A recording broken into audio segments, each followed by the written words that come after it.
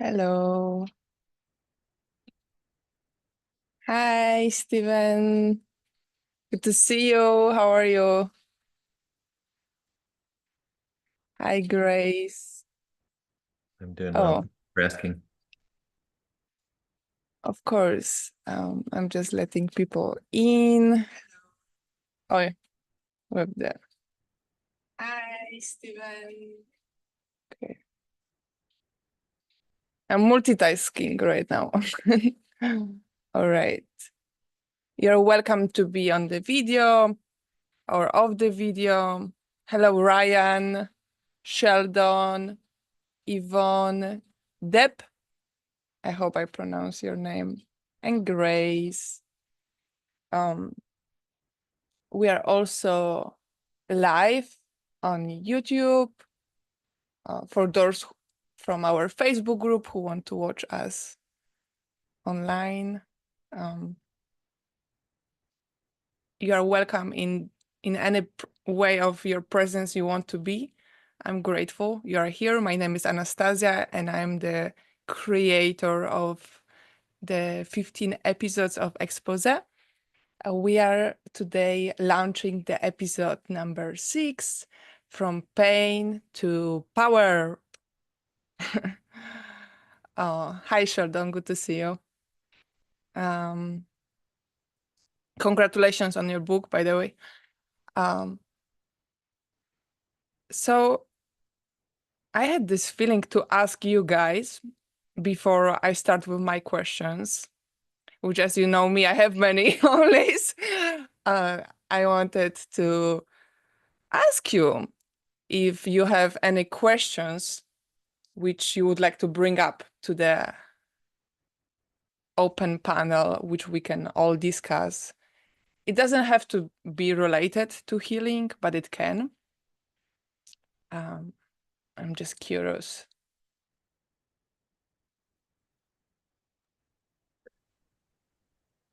I would like to throw out a question to everyone, which is, what was your if you've gone through a transformation from pain to your power, what was your catalyst? What was that definitive moment where there was a switch?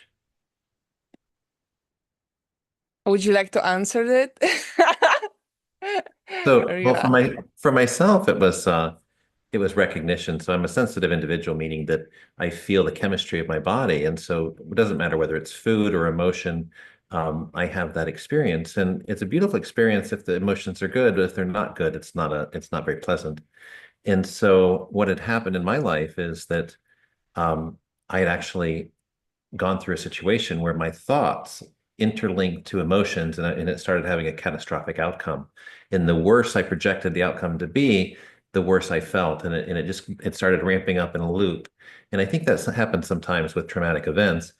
And so it got to a point where I could no longer tolerate the way that I felt, or the way or the extra energy that was being taken from my mind of just processing all of these horrible outcomes that might happen. And so for me, the moment it was this decision. I just can't live this way. And it was a release, a surrender to say, you know what, I, I I'm going to be okay with whatever happens. I'm just going to just deal with it. And I made that choice. And so that was a shift for me because it's almost as though everything ramped up to a point where I had to choose how I wanted to live. And I could have stayed in that place. I had justified reason to be miserable. I had justified reason to suffer, but I just didn't want to. I wanted to live happy. And so I said, okay, I'm just going to be happy no matter what the outcome is. And I just stepped forward and embraced whatever future held and managed my situation. So that was the thing that happened in my life. And I hear from other people that there are similar circumstances. Someone I believe on this panel said that she was afraid of dying when she left her spouse and her spouse told her that and she walked in with full well knowing that her decision to leave may be the last decision she made, and she still made that decision anyways with, I can't live here anymore. And to me, that shows great strength. It's scary because we don't know what the outcome could be, but it's also a place of transformation because you do step out of the pain, out of the fear, and you just step forward into the unknown. And it's sometimes it's a very beautiful place of power. So that would be my answer. Mm, Thank you for asking us all this question and answering. Um, and there's so many layers, I also think, to that. Um, and how many times we can actually reach that point of pain and then we end up in the same situation. Am I going to kind of freeze and stuck with the pain? Or am I going to do something out of being uncomfortable even more?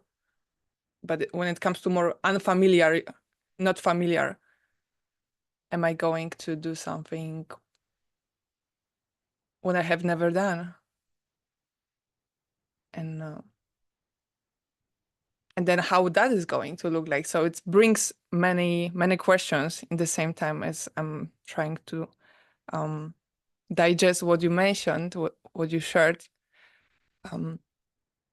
Also, Grace asked to read her comment, and I'm going to do that. But I wanted to just also frame your strength, the ability to reflect, and actually realize this is how I feel. And for many people, it is this panic. Like you reach this moment when you cannot tolerate more emotional pain. And then there's also this fear and panic of if I do something else, what's going to happen? And then you have your intuition, then you have your senses. So it can be challenging, I feel like, to navigate through all that mess. And then, of course, making one decision, there is something else. And it's almost like a skill or something some kind of skill we can develop so it becomes easier. It's not anymore such a big panic to take that decision because we know we don't have to get it right. We develop the skill to trust ourselves that regardless what I'm going to do, I know I'm going to be okay because I have home in my heart and I'm going to be fine.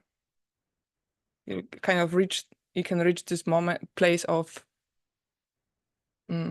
being in control regardless what's going on outside of you. And that's why I'm fascinated by the levels of healing and how you can recreate the sense of safety and self-trust in you. And it's kind of like a momentum when you look back on your life. It's like, oh, wow, a few years ago, I was afraid to go and talk with people. Now, the level of fear, it comes up with different situations. So it's that growth coming up. I don't know if that makes sense. It just made me thinking about that. One of the things that came up is when you're talking about power, maybe 8 to 10 years ago, I was afraid of public speaking. I would get so nervous when all the threat was there. And now I have no fear at all. I'm top motivational speaker on LinkedIn, one of the top motivational voice. And it's this idea that once you go through something like that, it turns off that fear response and you realize that all of those biological programs that we have, they're there to keep us safe. Sometimes they can become a little bit oversensitized. And so we normalized a level of threat that is not going to happen normally, right? It's like we've had something bad happen and now we're wired to respond to that level of threat, but it's not a normal occurrence. It's a very rare thing that happens. So now I can speak in front of a crowd. I'm not worried about being judged or not worried about being rejected. And it's a wonderful place of power. So thanks.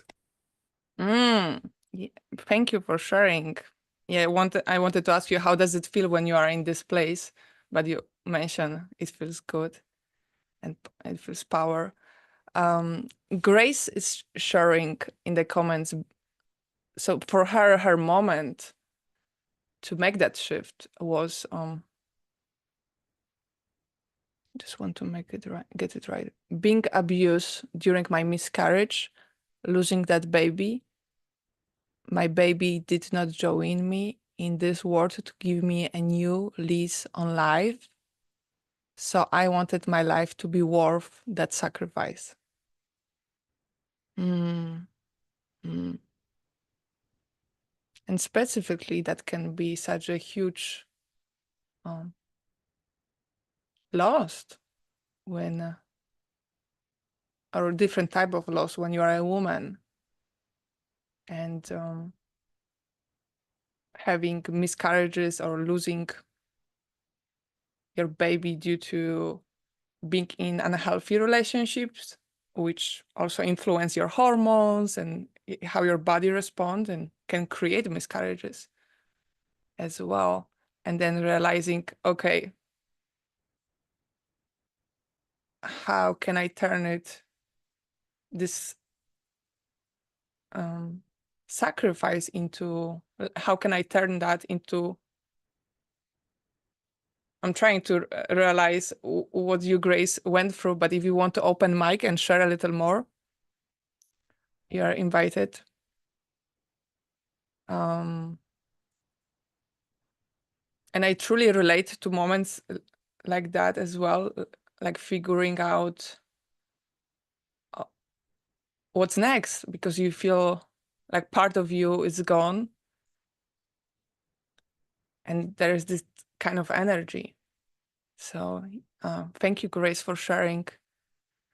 And please, if you need to take a break, take care of your emotions and feelings, you are welcome to walk away and take care of yourself and join us whenever you can. Know that we're here with you and you are loved. And thank you for your beautiful vulnerability. And as a woman, I know we have men here and I love that. We have this healthy male energy, and thank you so much for being here. I actually I will answer this question because it relates to what Grace mentioned. So I've been through abortion, and it was a result of just being sexually assaulted in that, unhealthy relationship. And when Grace mentioned those miscarriages, I almost forgot, when you go through some moments, you heal different parts. It's no longer part of you. But now, as we are deep in the dark energy, dark grief, I'm like, oh yeah, I've been there too.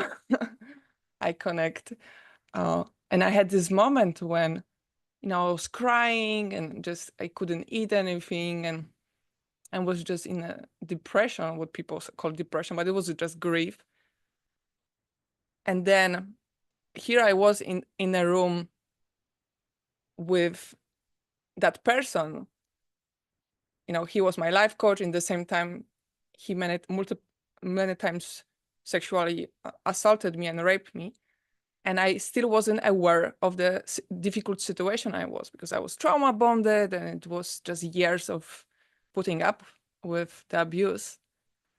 But his only one response was, oh, you need another baby? I can make you another baby. Like, why are you crying? And that was this moment of, is this human? Like, what's going on? Like, I'm here, like, feeling I'm dying. And then this person doesn't show any kind of sadness. And that was the moment I feel also when I realized, like, Expose was born in my heart. Like, I wanted to turn that level of pain and feeling like I lost some life for creating life. I felt like there has to be some balance between. So probably that's why also I had such a huge motivation behind Curtains, because it was for me giving that life I couldn't give. Even though I don't regret that abortion, because I can't imagine the life of me having a baby with someone like that person for 20 years. But there is still, that was a moment where, yeah. And then many, many moments, and I'm right now between another moment like that. So it's a little hard. Like, where are you? When is the moment when you prioritize your needs? Because the more you go into healing, the more you discover about yourself, who you are, your needs, and you have better relationships, but then you are also evolving as a human. So as you're asking me, I'm actually between making one of those choices, like, am I going to prioritize my needs or put my needs on the side? And so it's a process, yeah. And I feel that just bringing it up to the space, it helps. So we all feel like, okay, nobody figured it out yet, and it's okay to don't not know yet.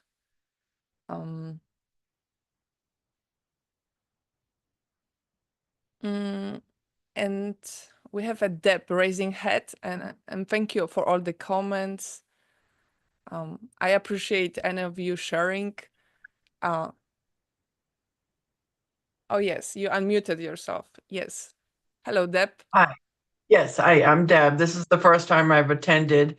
I missed the last one, so I'm so grateful that this is even offered. I was in an abusive marriage, and now I'm witnessing my daughter being in an abusive marriage. So it's like she's married emotionally to her father, so now I'm dealing with that. So I guess I feel like I've had many realizations, like you were saying, the more we grow, the more we understand ourselves, the more we see things. So even though I've been working on myself for many, many years, been in therapy for a long time, I do EFT tapping, I journal, I meditate, try to do all the self-care things. I've done EMDR. But I still struggle with making myself a priority. So I am still working on that. I just turned 64. So like, you're never too old and always learning. And so what I realize I have to do is when I'm in a situation and then I get into my head and I'm just like trying to figure it out and trying to make everyone happy. And then when I realize I'm in that place where I'm starting to feel like a little crazy, it's like, oh, I'm not thinking of me again. Because if I just stop and think of myself, I have a very simple answer. It's either yes or no. Do I really want to do it or do I not? So that's what I'm continuing to work on and listening to my intuition. I've been going out in nature a lot and doing earthing and grounding, walking barefoot on the earth and all that. And I realized that the more I do that, the more my intuition opens up as well. And then like these realizations just come to me and I'm like, oh yeah, where if I'm up in my head with all that chatter, I don't have any opening to be able to hear any of that. So that's where I'm at right now. And I'm just grateful to be here and just to learn what I can learn and share with other people. So thank you very much. Thank you, Deb, for joining us and sharing such a beautiful journey of going back to home. And I celebrate you and just being such a seeker of trying to find, okay, this is working for me, this is not working for me, different ways of healing, and then prioritizing your needs and yeah, and having that compassion that sometimes it's just noticing, okay, here I forgot to prioritize myself. But then instead of like, what's wrong with me? Why am I still there? Like, okay, that's, yeah, it's okay.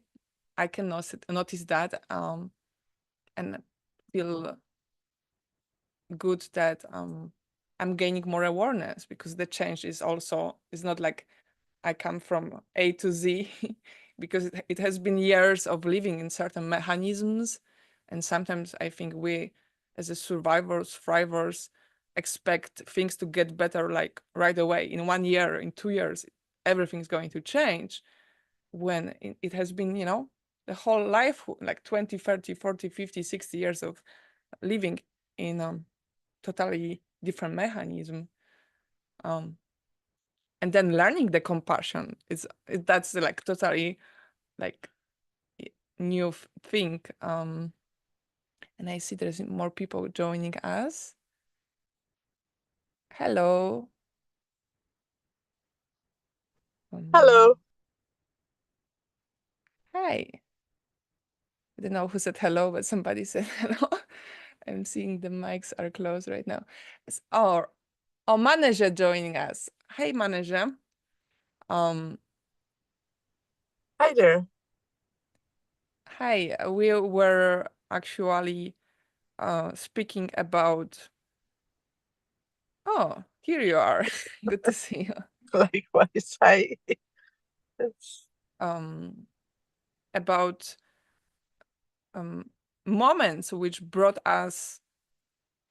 made that shift from being in the pain, like living in the pain, versus living, letting go of that and making the shift. Is there anything what comes to you when you look back on your life?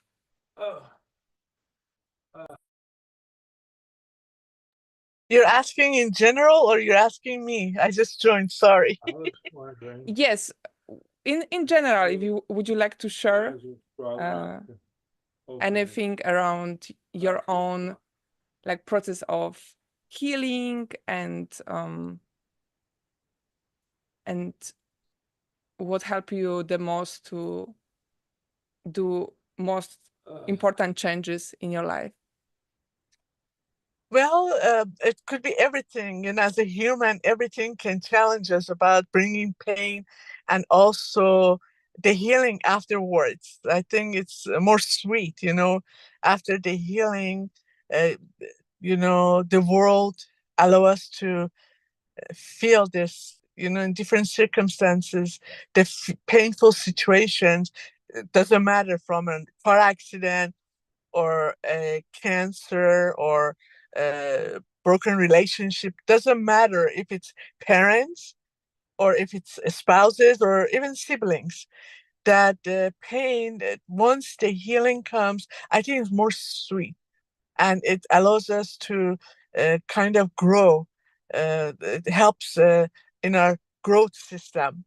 But since you just want like a personal experience, it just I'm a people person, and people they collect rocks, they collect shellfish, stamps, jewelry like gold or silver or anything they collect. My thing in life is collecting friends.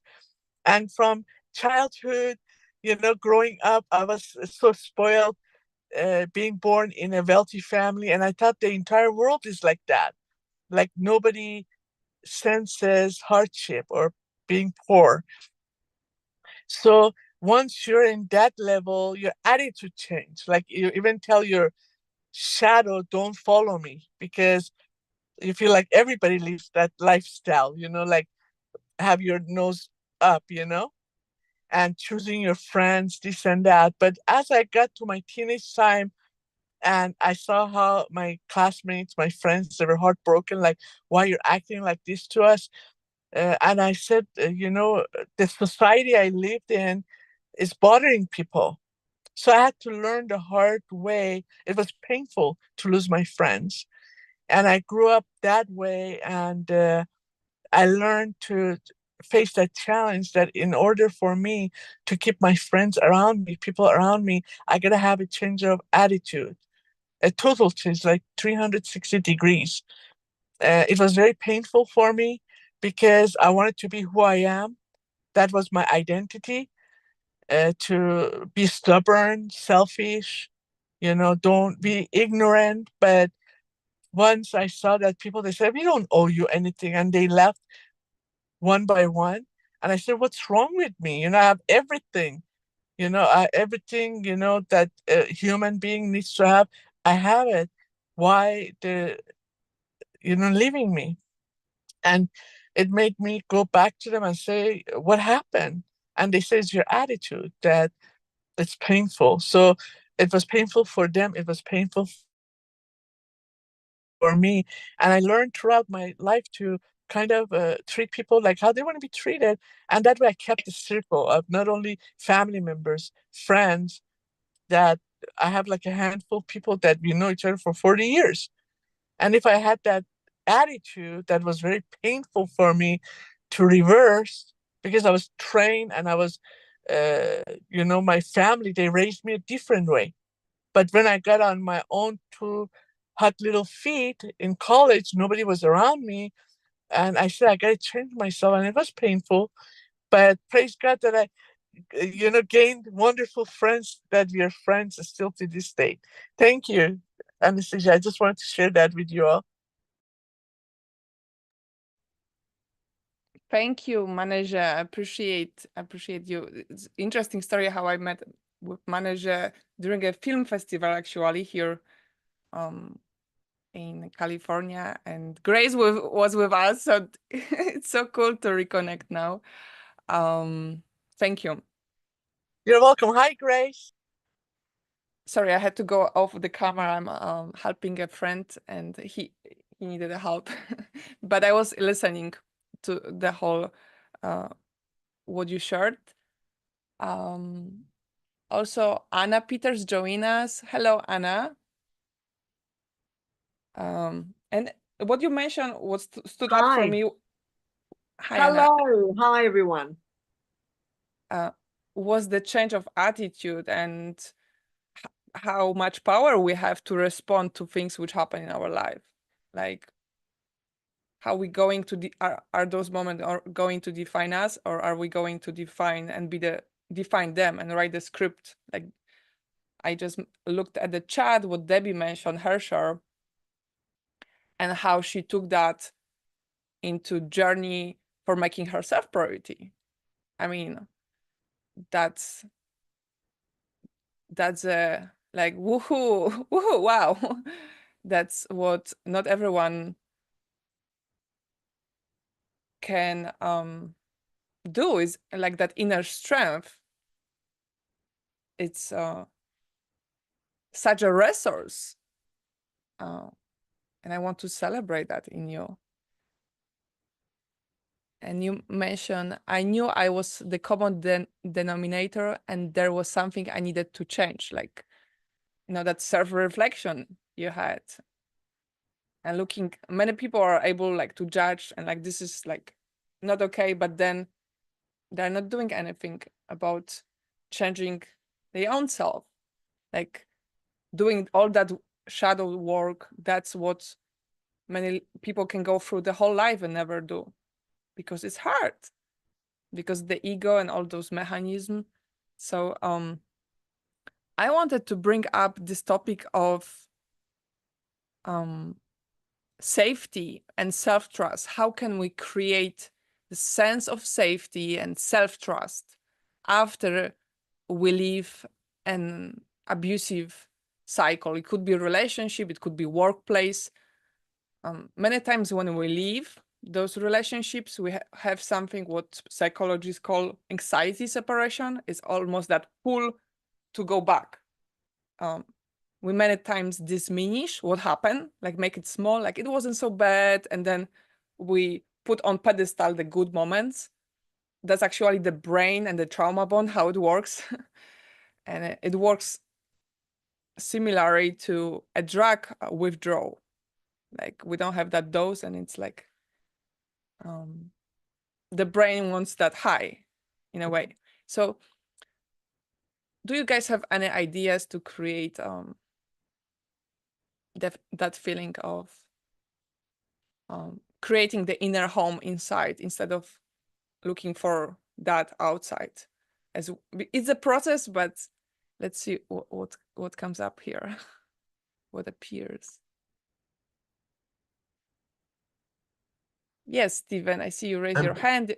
I'm happy to go ahead. So it is a process, and it's a realization, and part of this is when we go through those traumatic type of relationships, there's so many different layers of conditioning that we've gone through that allowed that to be okay, right? So we didn't draw that boundary. We didn't stand up for ourselves. We normalized the behavior, all of these different things that happen.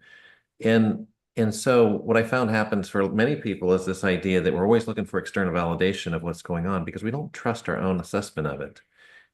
Someone will act in a certain way, and then we'll go to another friend and we'll say, this happened, and and bring all of this drama from the person.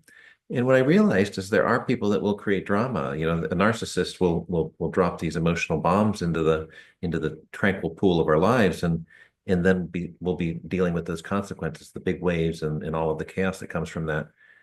And there are those that you can come across that maybe in the work environment or you know, other areas.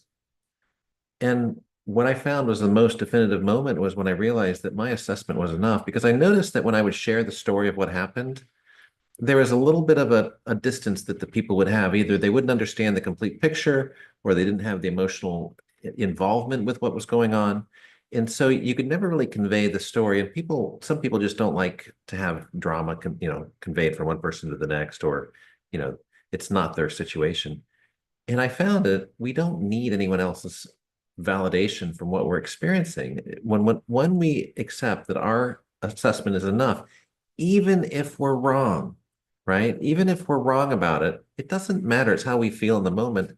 And we don't have to carry that on. And that's a place of power, because you're not conveying this drama. You're not actually giving the person that might be creating drama the satisfaction of elevating who they are. So the moment we say, you know what, I notice your behavior, I don't like the behavior, I don't like the way it feels within me, we can say that's enough. And then you start on this journey of learning how to set boundaries. And I think the moment we learn how to set boundaries, for me, the first time I set a boundary, it felt bad. It felt like I was doing something wrong.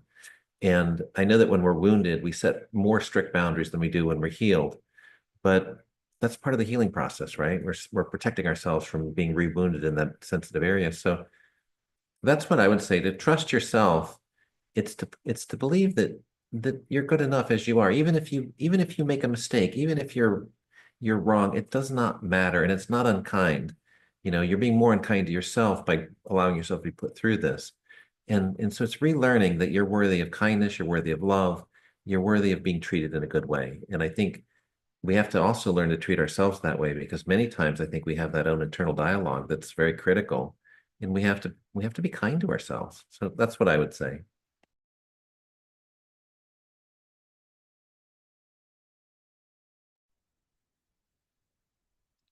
Thank you, Stephen. Thank you for that beautiful share. And we have also Grace sharing, I needed other people's voices. I needed other people's voices in the right, non-abusive, how do I say this? Enabling direction. And once those voices lodged into my brain, they became my own. So it's what you shared, Stephen. Like sometimes you explain things and people don't get it because they're not you, but we expect people many times to be like us. Now they're mirroring, and then you get another disappointment. It feels like, oh, maybe I have too many high expectation. Maybe, maybe I should settle for less. Maybe, I'm the one who has to change. Like, it's like we have been living many times through years of being gaslighting and second guessing ourselves. So in the moments of this where it requires us to be bold and like, this is my reality, I'm not changing this for anyone, that is like a new neural pathway in your brain, and it's going to feel uncomfortable, it's going to feel anxious, you're going to feel anxious, you're going to feel fear. But the more and more you do that, the more it will become like easier, like you actually will feel less anxiety and fear. It still is going to be there because we are humans and we are healthy, so we are going to feel it all. I sometimes would like to not feel fear, but it is helpful. Like it gives us information about like, wow, this is a place for me to transform and grow. This is otherwise how would I know if I always was like safe and cool? I mean, it's all for us giving some information almost. And what I see Deb is raising hand, and also what Grace mentioned, that sometimes watching someone else sharing, it gives us permission to share. And I experienced that too many times, that healing through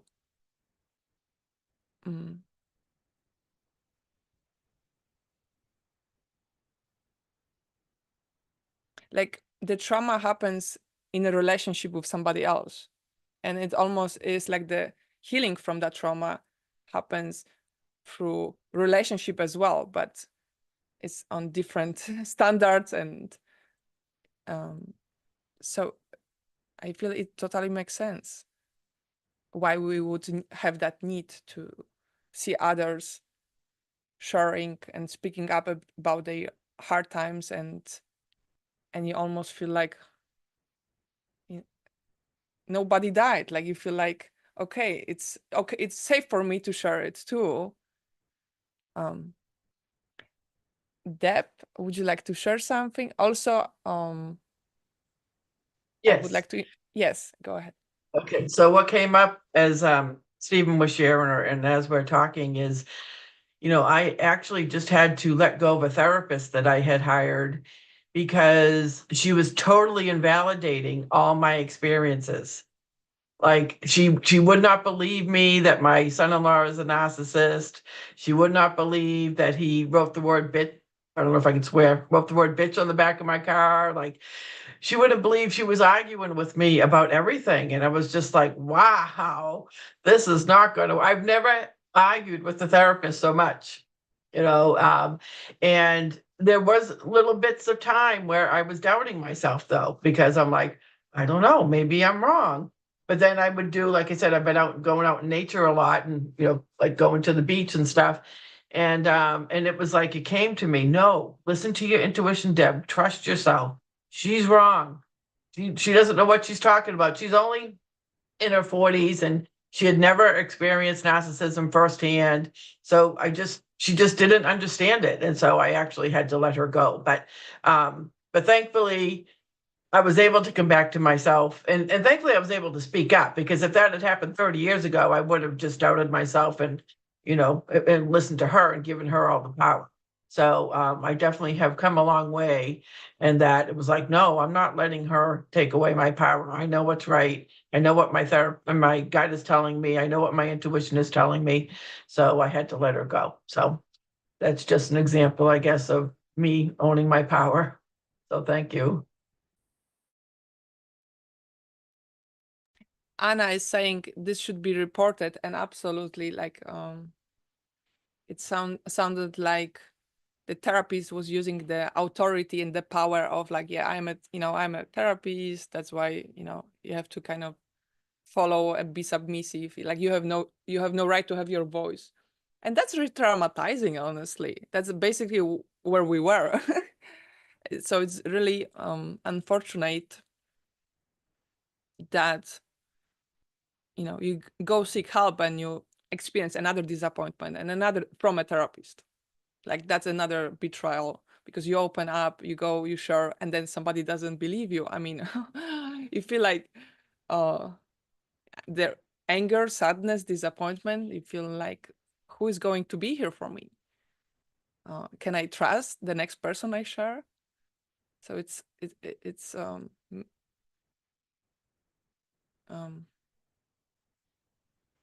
many times therapy doesn't work for many people, constantly talking about similar experience. When somebody is not trauma informed, then it feels like another disappointment many times. And Anna, you are also invited to unmute yourself if you would like to share any of your insights. Yes, thank you so much, Anastasia. And Deb, I'm really sorry you went through that experience, because, no one's perfect. And obviously, if the therapist was new, maybe she needed further training. But it's unusual for a therapist to react that way, because the first thing that you're taught is to listen and support. And, it's not about whether she believes it or not anyway. It's really about listening to the person. So if you find you come across a therapist that is not aligned with you for whatever reason, then the best advice I can give is choose another one, just like you did. So trust in yourself and intuition always, because you know best. as the individual and what your needs are, what you need at the time. So that's all I really wanted to say about that.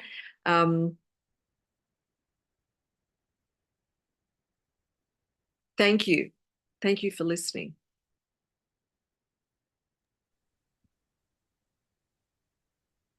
Thank you, Anna. I'm not sure, Deb, if you want to respond to that. Yeah, sure. Thank you so much, Anna.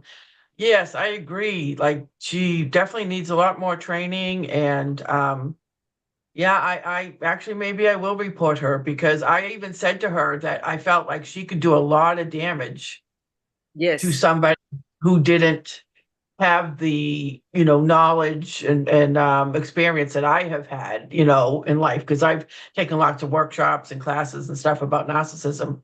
But the advice she was giving me was totally wrong.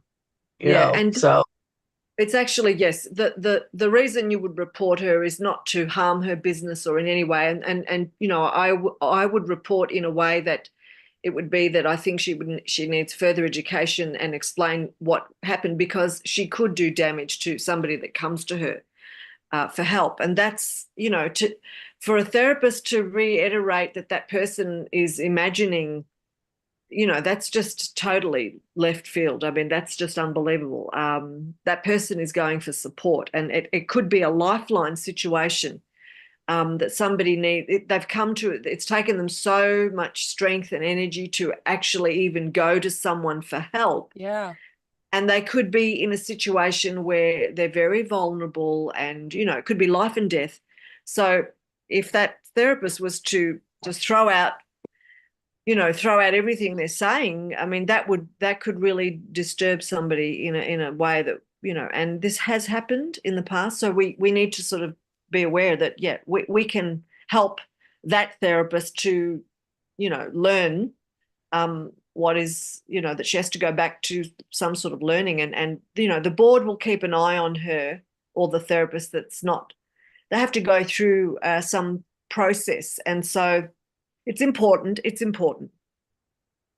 So if you recorded that, Deb, and what was said, then you just record it, put it in writing, and go to the board that reports, that watches over therapists, and just explain the situation. And so they will send her a letter and inform her that this is not appropriate behaviour, and suggest that she might go back to training. Yeah. thank you. You're welcome. And also, Grace is mentioning, which is true in the comment, that therapists don't receive a training on abuse for their regular diploma, or even psychologists don't receive that neither. They have to look for additional trainings, which is interesting, guys, right? Like, who is designing those systems? Like, you would think that's necessary when people are coming with, anxiety, depression. Many times they're related with relationship, if not always, but then not being informed about, all of that, not including that in the system of the diploma. And then Grace is adding, I had this confirmed with someone a few weeks ago who is taking the consulting degree. Yeah, and that her marriage consultant was psychologist and had zero training. She said, and told me his behaviors were abusive, then told me I was refusing to see the good in him. Interesting. So it sounds like the psychologist was gaslighting you. Maybe was unaware, but also it doesn't change the fact that you didn't get the help you needed it. And many times people who go for therapy, they will prioritize what the therapist says, because they are, they have diploma, certificates. So it becomes kind of, yeah, they have to be right. And it's not just psychologists, but doctors, lawyers. It's like taking advantage of that power dynamic. It's huge, I feel like. Guys, do you have any other questions you would like to bring up to the panel? Something what you're curious about? And I see Sheldon raise his hand. I also would like to, I'm sorry, Stephen. Sheldon is like, no, not me. I didn't raise my hand. Oh, they didn't? Well, it was just, I'd like to ask some of the people that are here what they found that empowers them. You know, it's what, because we're talking about going from pain to power, but it's when you've gone through something difficult, you're small, you're weak, you've been abused. And there's a magic that happens when we recognize our worth, our, you know, how special it is to be here. And we can break free from that old pattern of belief and everything else. So my question is what works to embrace that power of who we are? So that's what I'd like to ask.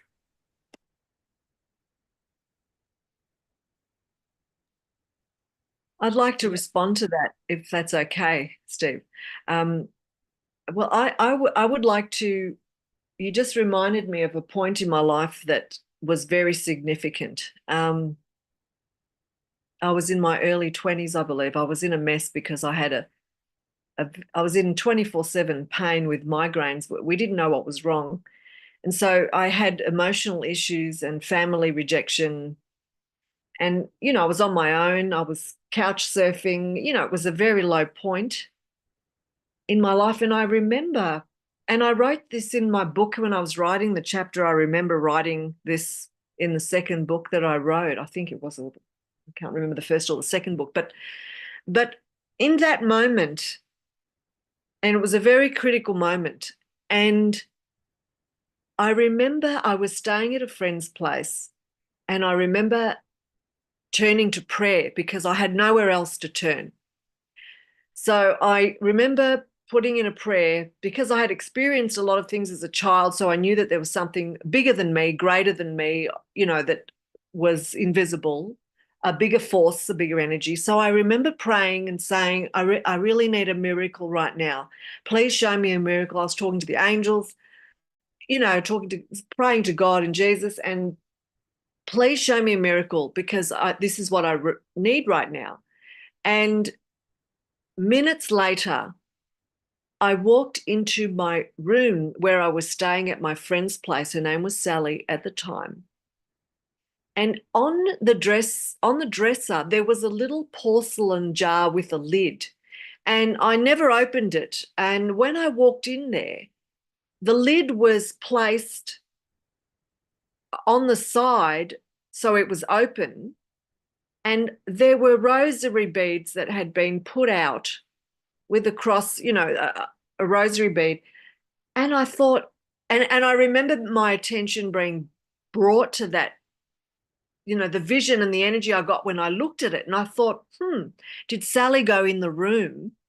And I said, Sally, did you go into my room and open the little porcelain on the dresser? She said, no, I never walked into your room. And I thought, because 5 minutes ago when I was in there, the lid was closed. I never even opened it. I never touched it because it's not my room. I was just staying there temporarily.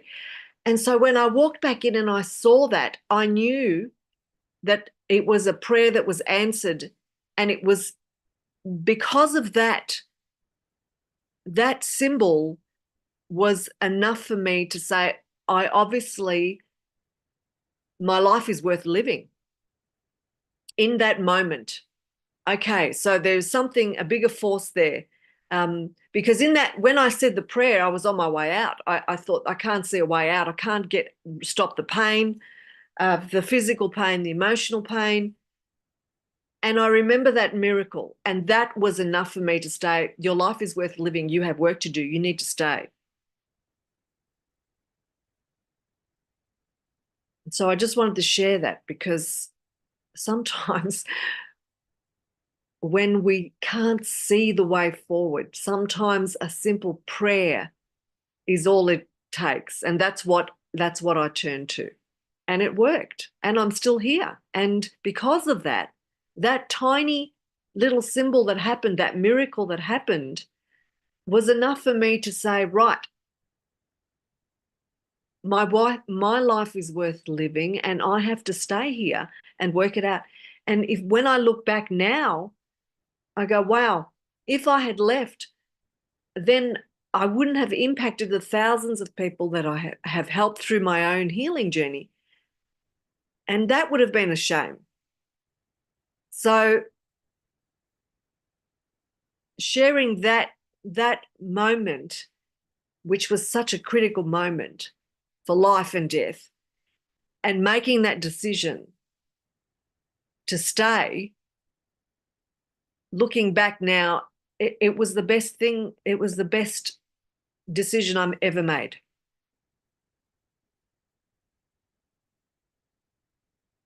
So that's where I turned to the prayer, and it worked. And I've been using that ever since. You know, even for other people, I pray for other people, and people will, you know, if they ring me, and even just friends and family, they'll ring me and they'll tell me something that's really upset them, and I'll say a prayer, and within minutes they say, oh God, I feel so much better. And sometimes that's all it takes.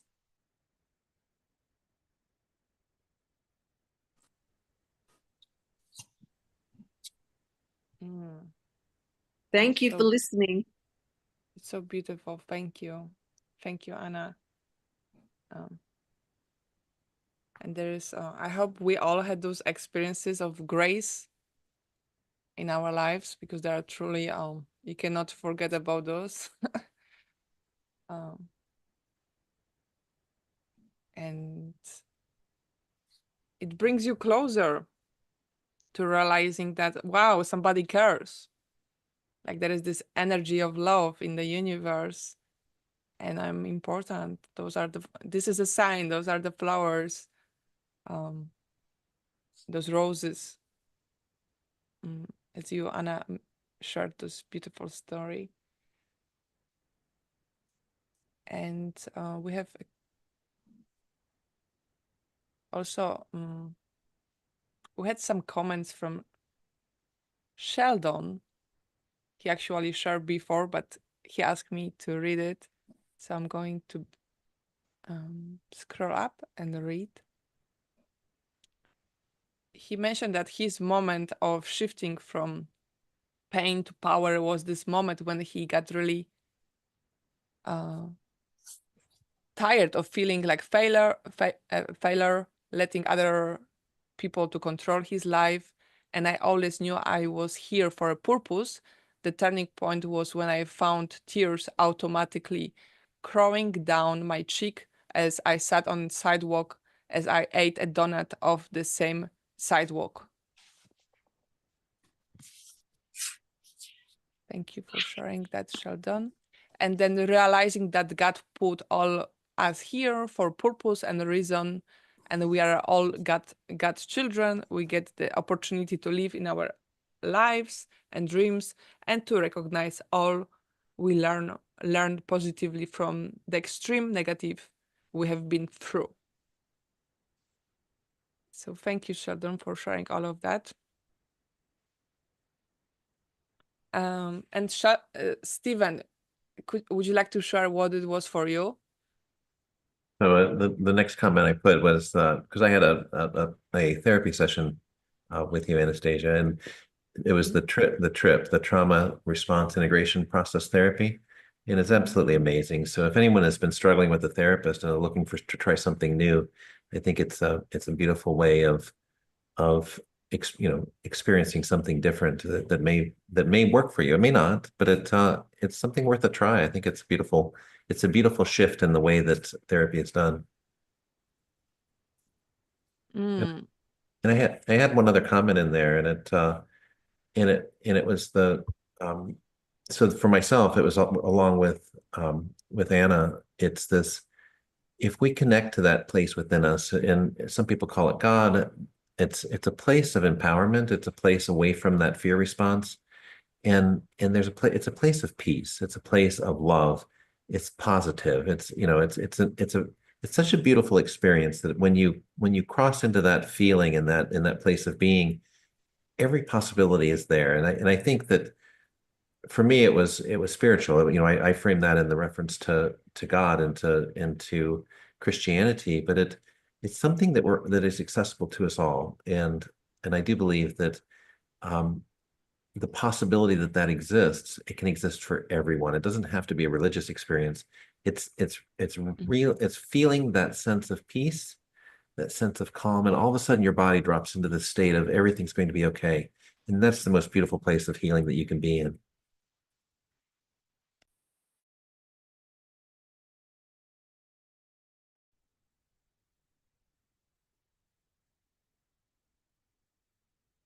And for many, it can be like, you know, the first time you feel connected or understood or loved.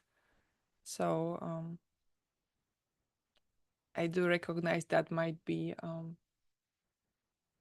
like a breakthrough moment.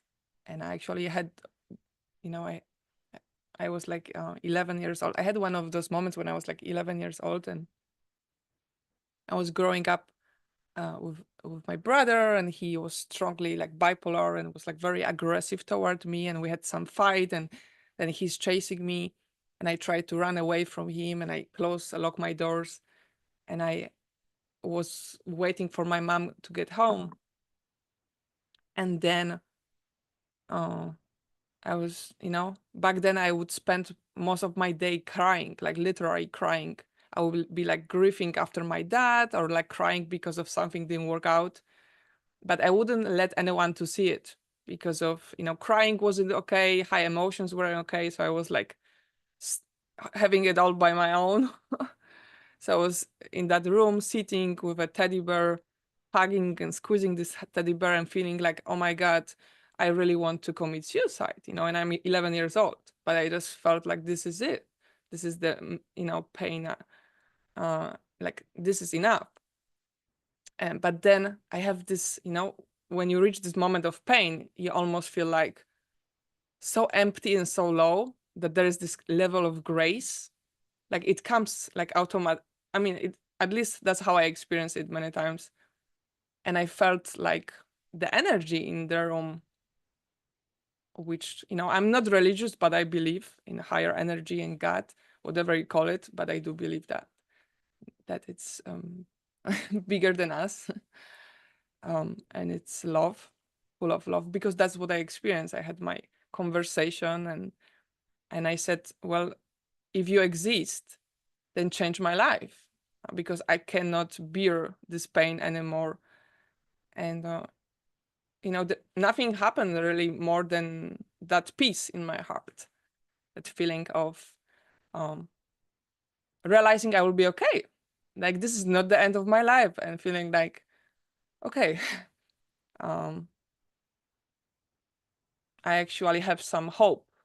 Maybe that's what it was, some kind of feeling of hope, some light coming through. Hey, hello, Paulette, good to see you.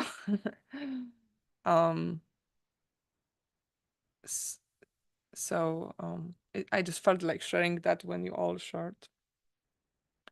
And I think it's a difference between being religious and spiritual a lot, because like creating your own relationship, it's so, at least for me, like when you reach this point when you're like more authentic and like getting to know yourself and creating that inner home inside,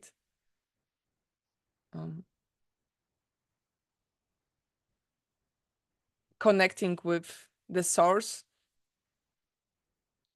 can bring all, you know, when you feel like something is missing in your life, and it almost feels that, yeah, it fills up that need, that hole in your heart to be connected with the source. But I'm not sure if that makes sense. Paulette, would you like to share something? What comes to your mind? I had a really horrible tech day today, so I apologize. I think that when you're a child, you're not equipped with the words, but you know what the word is. I think I knew the first time that I disclosed to somebody that there was stuff going on at home and wanting help, and then them just literally saying, oh, okay, fine, and then taking me back there and telling them that I told them that this had happened. And then the almighty beating that followed was the first time I thought, nobody cares. Nobody cares. So I've got this courage, like a lion from somewhere, to try and tell someone. And then I tell them, and it's worse than ever. And that feeling of the beatings were painless. The beatings didn't hurt. It was being hated that hurt the most. And not knowing why and not understanding it. Nobody could understand it. You know, you can't understand it as an adult. So how? You're supposed to understand it as a child. And it took many therapists to explain to me that it wasn't my fault. And as much as it probably led me back into therapy, starting to write the book, starting to reflect on all the feelings and the emotions, and talking to your inner self, that's all I had. That was the only friend I had, was myself.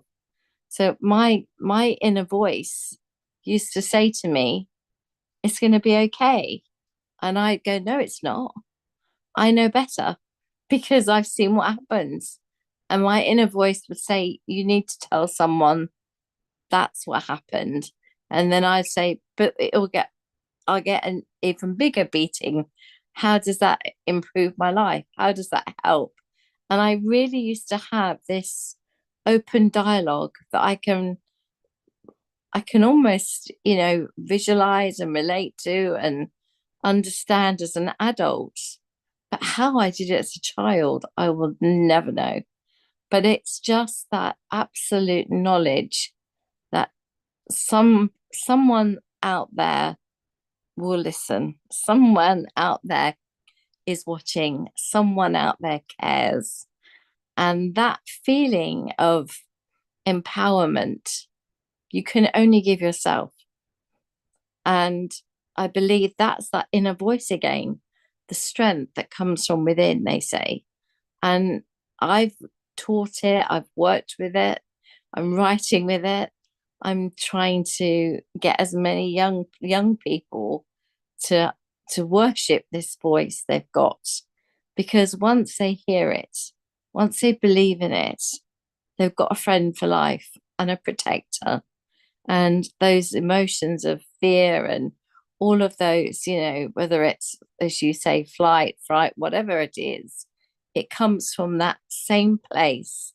And I believe it's your sort of internal protection mechanism for your external self. And I can tell you now, after no end of work, the forgiveness that comes when you get to a point of forgiveness, the rucksack comes off your back like someone has been, as if I've been carrying 40 stone. And that feeling of, it wasn't your fault, it doesn't matter, you can't change anything, you never could. It was all about what I looked like. Can you believe that I was hated for how I looked?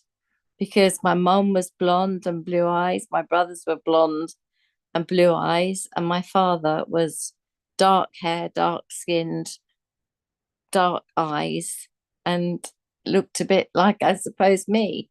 And so when he left and caused the devastation, she needed someone to blame. and I became that punch bag. And from 6 years old, the life was unbearable. I mean, I ate on the floor with the dog. I've said this before, you have no idea what anybody's been through until they tell you. And then when they give you that grace of telling you, and you listen and you understand the pain, and then they say to you, but I forgave them. I got over it. I was able to take all that pain, I put it to purpose, and write my children's books and have a very successful career and be the best mum I could be to my son. And now I'm able to tap into all those voices and help so many children. That is my legacy, but it's also how you understand that that pain has to be forgiven, because until you forgive it, it's a horrible disease that eats at you, and it eats you up bit by bit. And I had no idea how much I was carrying until some very kind lady said to me, when you leave here, you're going to be lighter. And I thought, wow, chop off an arm, and how's that going to happen? And then when she took this weight off my back, she freed me. She freed me from the pain. She freed me from the hatred. She freed me from everything, because all I needed to hear, and nobody had ever really explained, was it was not my fault. And I think when you know that and you can take that with you, all of this pain, however great and however awful in the moment, and I know it's awful in the moment, believe me, but when you have the ability to turn that pain to purpose and take that feeling of like worthlessness and now say I am worthy, is huge. And when you talk about, whether there is, I used to ask God to help me, and when he didn't, I said, I won't believe in you anymore. That was my threat, and it never worked. And somebody said to me, a very high-end Christian said to me, well, God was very busy that day. And I was like, well, no, I'm not taking that. I'm too smart for that. I know I asked him and he didn't come. And they said, because it had to work out the way it did. It had to play out the way it did. And I said, why? And they said, so you could find your way to forgiveness. And I was like, it's a bit woo-woo for me. But actually, now I look back, maybe it's true. Maybe the answers, you can't pray it away. You have to actually do the work. And my therapist bills prove that I've done the work. So I just thought it was something, really worth mentioning.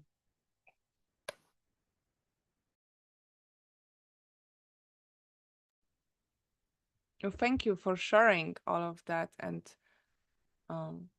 makes me think that when you grow up, like in your situation, when you were rejected by your own mom and betrayed and left abandoned by dad, that makes you feel like something is wrong with me. Then I'm looking for somebody else outside me to kind of let me know I'm okay, because you were deprived that home, that support, that love. So it's like how hard it is to grow up in this kind of environment. And it's almost, I know we're different people, but sometimes the cycles are similar, and you almost feel like your pain doesn't matter and your suffering doesn't matter because nobody cares, nobody comes to help. So you get older, but there are similar patterns behind that. that of rejecting your needs or like not prioritizing your needs. And then there's a reason why we do that, because actually what Stephen mentioned, the trip therapy, that's what I recently have been training and studying, is that the I just shortly to mention, because it's a revolutionary kind of way of looking at trauma, is that left and right hemisphere works different when it comes to trauma. And there's a lot of to that. I can send you some documents, but basically one part of many times the right hemisphere is connected to the trauma which happened is in the past. So when I will cover, let's say, my left eye, which is connected to right hemisphere, I would think I'm in the past, and actually part of me will have this need to repeat those patterns because it was staying connected at all costs, or belonging. I got some love and approval. Okay, I got, physically abused and all these types of abuse, but then I still got some connection, so it'll be staying connected at all costs. And then in this therapy, we covered another eye, which is here and now. And it's like, no, this is like, I don't understand why Anastasia is still in this relationship. Like, she should go and find somebody else. Like, it's not a big deal. This part, the left hemisphere connected to the right eye, is here and now.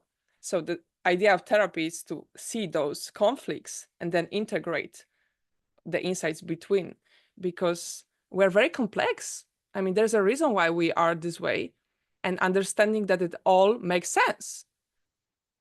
Why we would want to have an unavailable partner or somebody who doesn't fulfill our needs. There's a part of us who feels, well, there's the reasons, there's a story. And so the cool part of is that the therapy is a new thing, and psychologists and therapists are working really hard to create a way for all of us to actually heal and not just be continuously repeating the same stories, but make sense of it, actually, which resonates. Because what you said, somebody says something, but it doesn't resonate. That means your intuition is like, this is not my story. This is no. So, oh, I heard somebody. It's Grace. Oh, yes. Grace, would you like to add something, or you're unmuting yourself? Sorry, I don't know why it came off mute. Sorry about that. No, that's not not a problem. Anastasia, just one last quick thing. My Mhm. son, who is now 21, and I feared that because of his autism, because of the many challenges that he has, that and by the way, he was dark haired, dark skinned, just like me, and I prayed that wouldn't happen too. I actually, prayed that he wouldn't look like me, because I thought if he looked like me, there's no way that my mom could love him. And yet she adored him. So it just goes to show that the problem was actually then and not now. But he once said to me, my life would have been so different if you hadn't have been as effed up as you are, Bob. I said, I'm sorry. Please say that again, slowly. And he said, if you hadn't have been as effed up as you were as a child, Bomb, you wouldn't have been the best mother in the world, because you did everything to make sure that I never had any of what you went through. So he said, in some ways, I am your best legacy, because you didn't hurt me in any way, shape, or form. And I was like, okay. And then I went and cried on my own in private when no one was looking. But I just really needed that knowledge that I'd done it right, that I hadn't repeated the same thing, and that I hadn't put all my worries and fears onto him. And the protection mechanism that I felt, that I was so fearful of passing on, because I wanted to be his everything. And, and then I had to learn to step back and say, okay, you're a grown up now. Off you go to university, go and be you, go and have the time of your life, and he's in his third year at med school having the best time. And I have to accept now that that's his time. So I think that not repeating that cycle of pain, as hard as it is so important. We have to learn from our own experiences so we don't repeat it.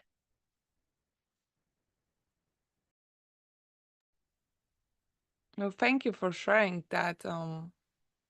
It's like a miracle that you are who you are today after all what you've been through. But also, I think you would be, as good mom as you are if you had a great childhood too. I mean, nobody should be deprived that. It doesn't, I almost feel like many times you want to see like there is a reason in everything, that kind of magical thinking, but doesn't change the fact that we end up with lack of kind of emotional regulation, and little things make you like, panic. And it's all because not having that consistent, safe environment around us, and all that chaos and becomes part of the nervous system, and living that through so many years. And it's like, yes, we want to protect our parent of like, this was my mom. I don't want, some of us are like, don't want to. It was also part of my therapy to realize, okay, I didn't deserve that. Actually, there is some anger behind that. There is some things to feel. And yes, we are all humans, but it doesn't change the fact that, who you would be if you never went through that, all kind of, stories. And it wouldn't, maybe you still would be doing great therapy work because it's for fun and enjoyment and pleasure. You could still make that choice. So I don't agree we have to go through hard things in life in order to change, because we always have a choice. I feel like, you're going through a tough moment, you can, post-traumatic growth, you can evolve, but some people don't. They go actually lower and lower and lower. And so it's more complex. I at least that's my perspective, but I just wanted to acknowledge that your spirit and soul is so strong that it didn't, that you made the most out of what you had in all those periods of your life, which is like, wow, like what a superhuman you are to be able to do that. Hey guys, I'm just looking also at the time. Would anyone has any share before I share the screen and open the film? Start the episode 6.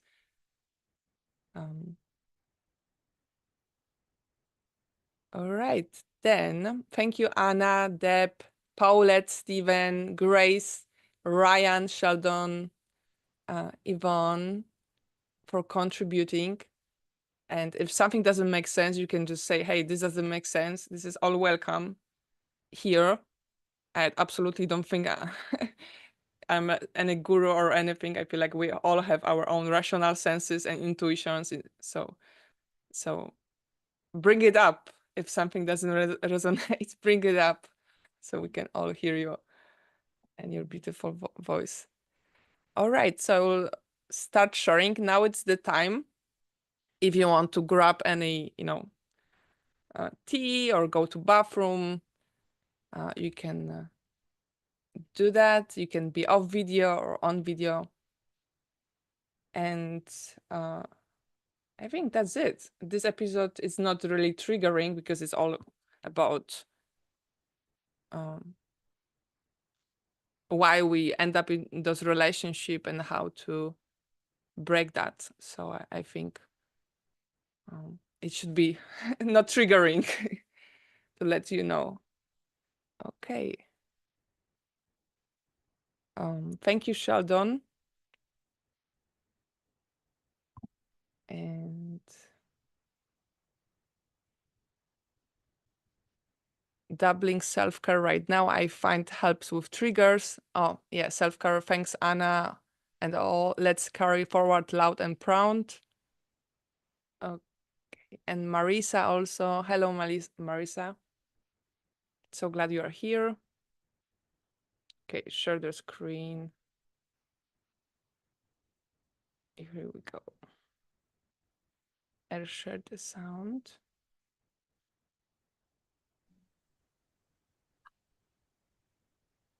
All right. Enjoy, and there's no pressure to stay to the end, as I know we are over the time. So thank you all, and enjoy the episode 6.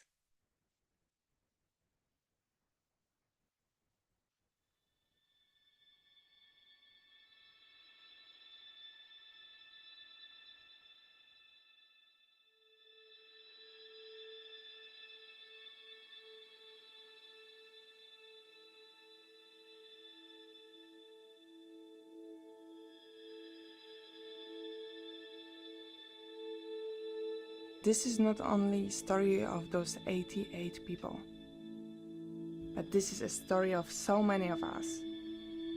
My name is Anastasia Gajkowska, and when I left my abusive relationship, I wanted to create a movie, a film, a documentary where I interview not only survivors, but thrivers. I mean, people who left abusive relationships and they are really thriving now. I flew to Hollywood to learn the art of making films. I asked 8 questions. This documentary is a sample of combined stories. I use my laptop camera, my phone camera. Many recordings you will see in this documentary were filmed by survivors in their own home. All our participants decided to share their story voluntarily. 88 stories, one soul, one voice, one calling for the whole humanity.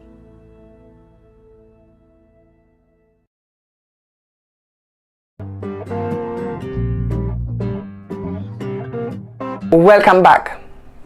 In this episode, Expose experts are talking about how to heal our psyche, our emotions and feelings after leaving an abusive relationship.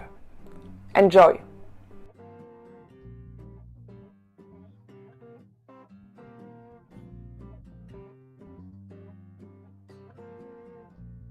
The person that was married to my ex-husband was the little girl inside of me. And so I kept looking in relationships to heal my father via them so that they would love me, you know, so that little girl in me would be loved.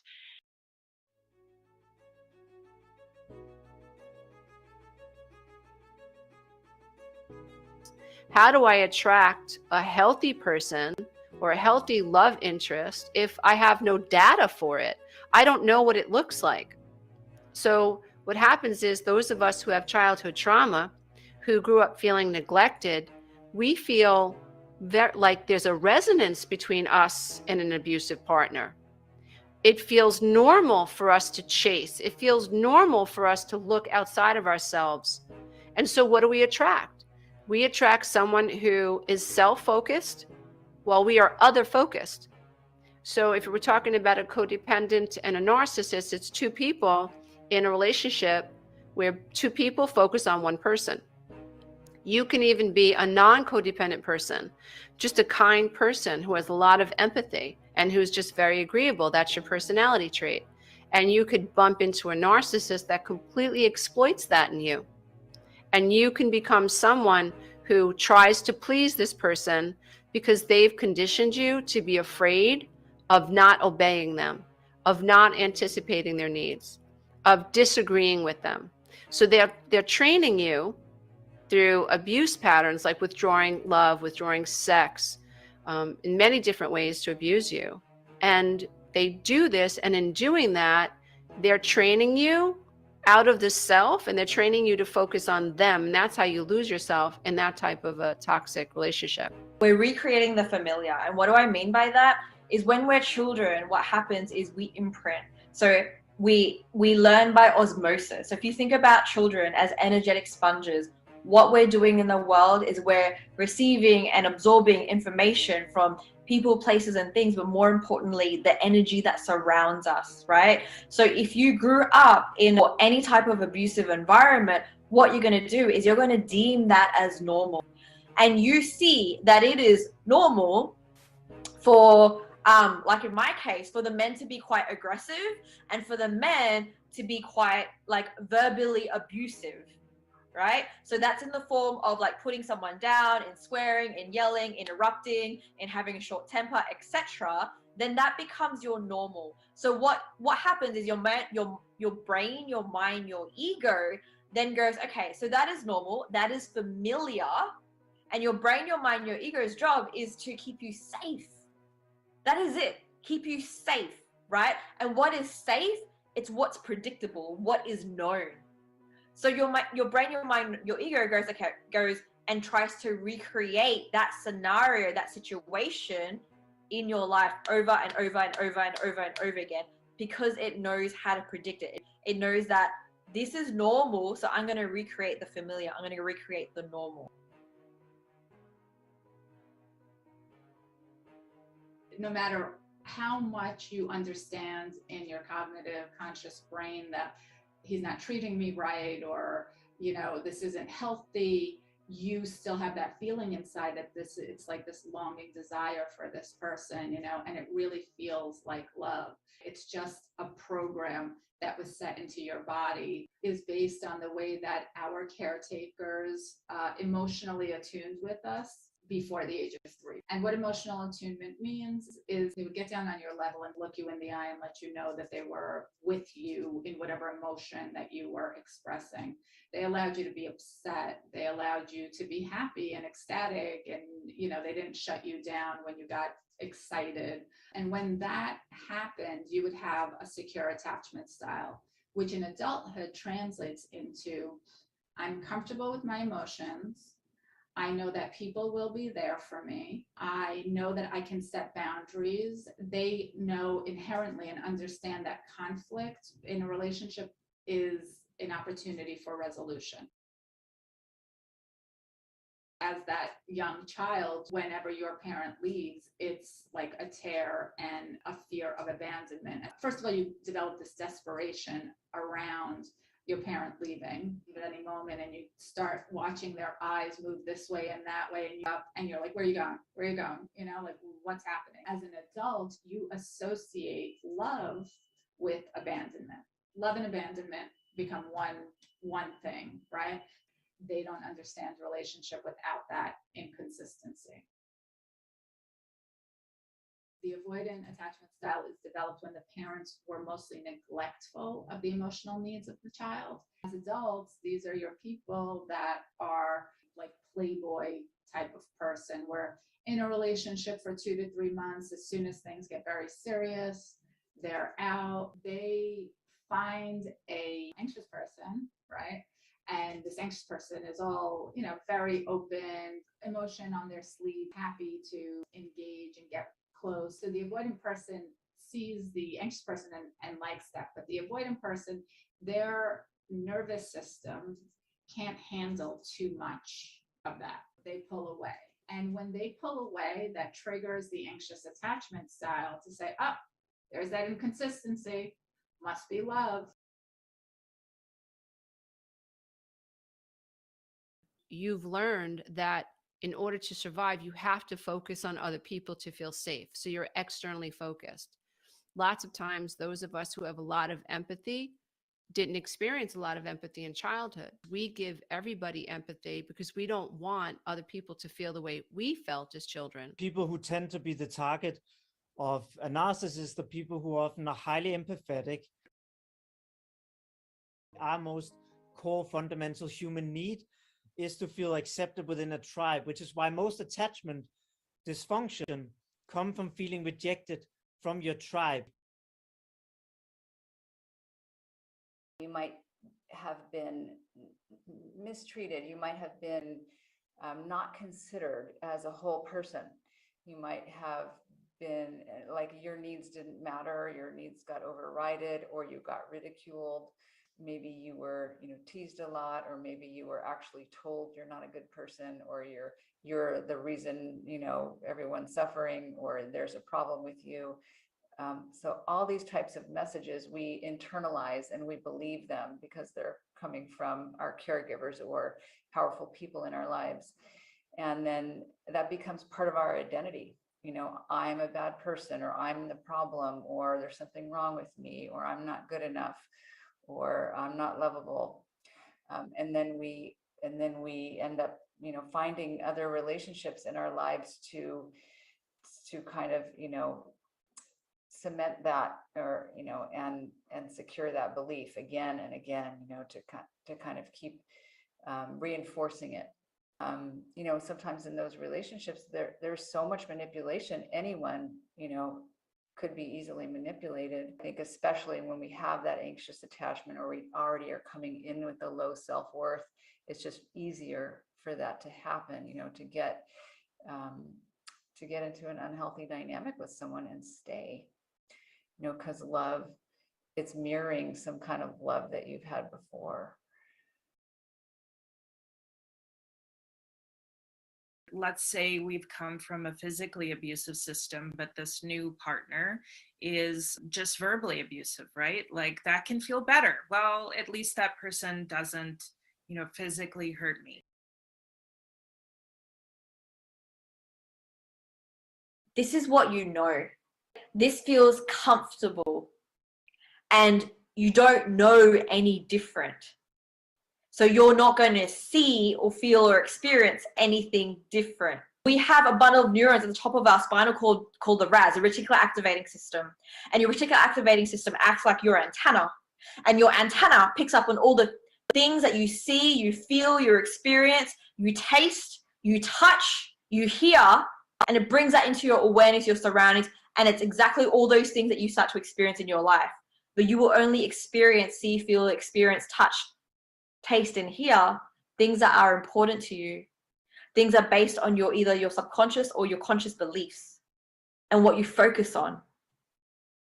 So if you believe that relationships are hard, if you believe that you're unworthy, you're undeserving, you're not good enough, whether or not subconsciously or consciously, and if that's what you focus on, or if your version of normal is those kind of relationships, then that is what is going to be brought into your awareness.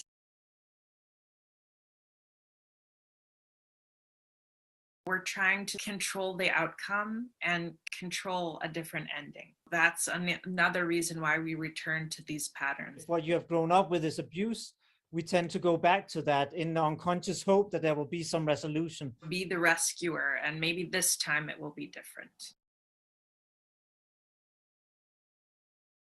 It's about your vibration, okay? So there's a scale of consciousness, there's a scale of emotions, right? Your vibration is basically your energy. Your energy is basically how do you feel? What emotions are you hanging on to, okay? So if you are low vibing, if you are sitting in or feeling feelings of guilt, shame, anger, depression, sadness, anxiety, overwhelm, any of those feelings in regards to relationships or any aspect of your life, you will attract, that's what the law of vibration, law of attraction is based on. You will attract more people, places, and things on that level. So if you are feeling unworthy, if you are feeling undeserving, if you are feeling not good enough, if you are feeling ashamed, if you're feeling guilty, like I felt guilty for so many years because I blamed my parents' divorce and my parents not getting along on myself, which is what a lot of people do, right? Even though it has nothing to do with us, then you're going to attract people on that same vibration. That is it. But when you are vibrating in states of love, of joy, of peace, of abundance, of happiness, then you will attract, because you're feeling so in love with yourself, your body, and with life, and you're feeling amazing about yourself, then you'll attract people, places, and things of that same vibration.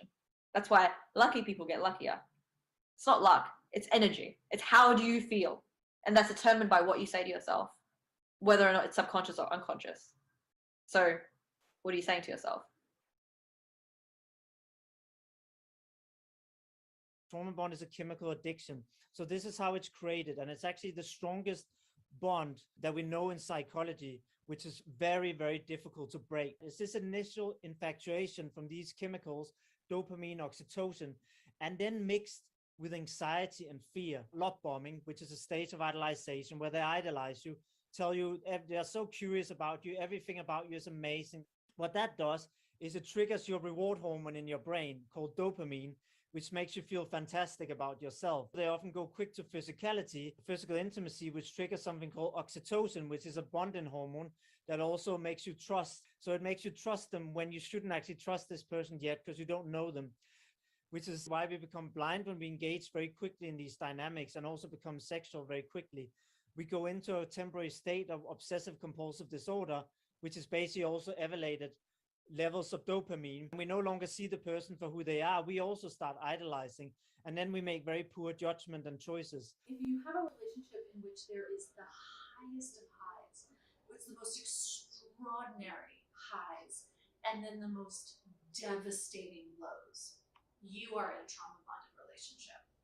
If you have never experienced, if this person is your soulmate, and yet at the same time he crushes your soul, that is a trauma bond. Our brains are addicted to, because when we get that rush, we get a rush of dopamine, which is a brain chemical that surrounds, it's the reward center of the brain. We're good, we did good, and we get rewarded with whether it's a Cartier bracelet or it's flowers, intensity of the makeup sex and the like, oh my God, the bond that we have.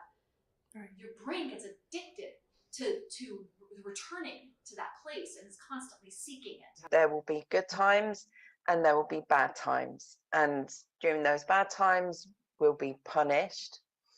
And what these highs and lows do is they create a bond with our abuser, essentially.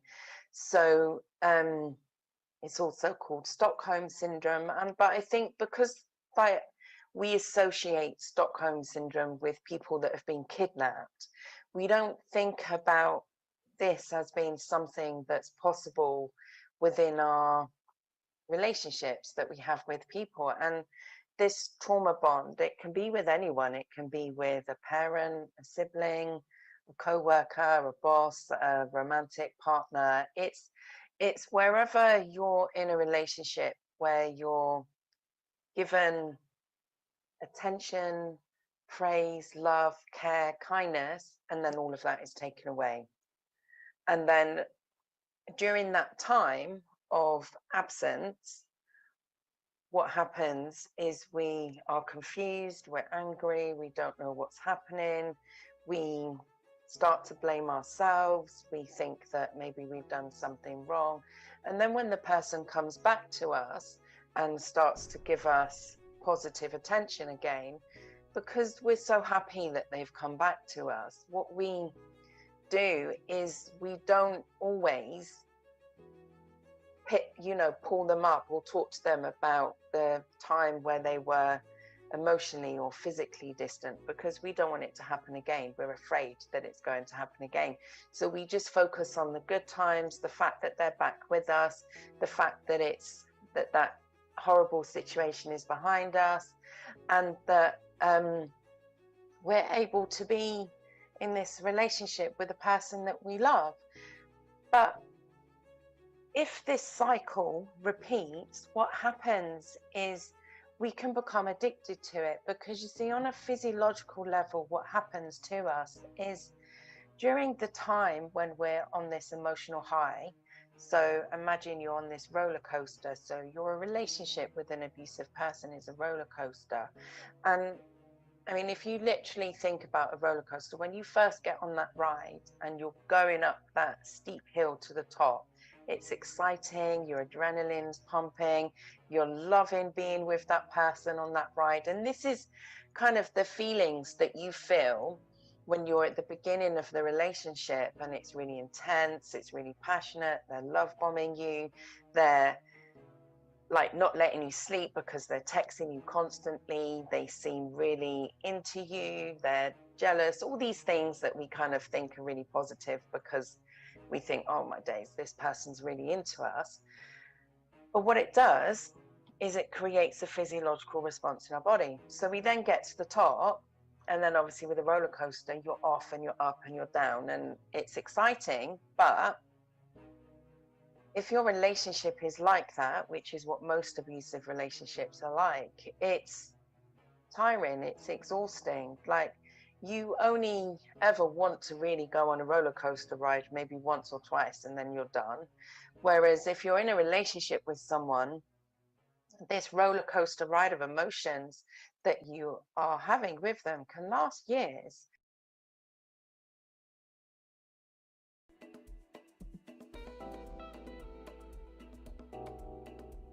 So how do we break that? How do we break out of that when that feels so good and we need it, we crave it, we have to have it? We have a drug addiction. We need to treat it as a drug addiction if we need to break the trauma bond, which is why therapy is great, but alone it's not enough.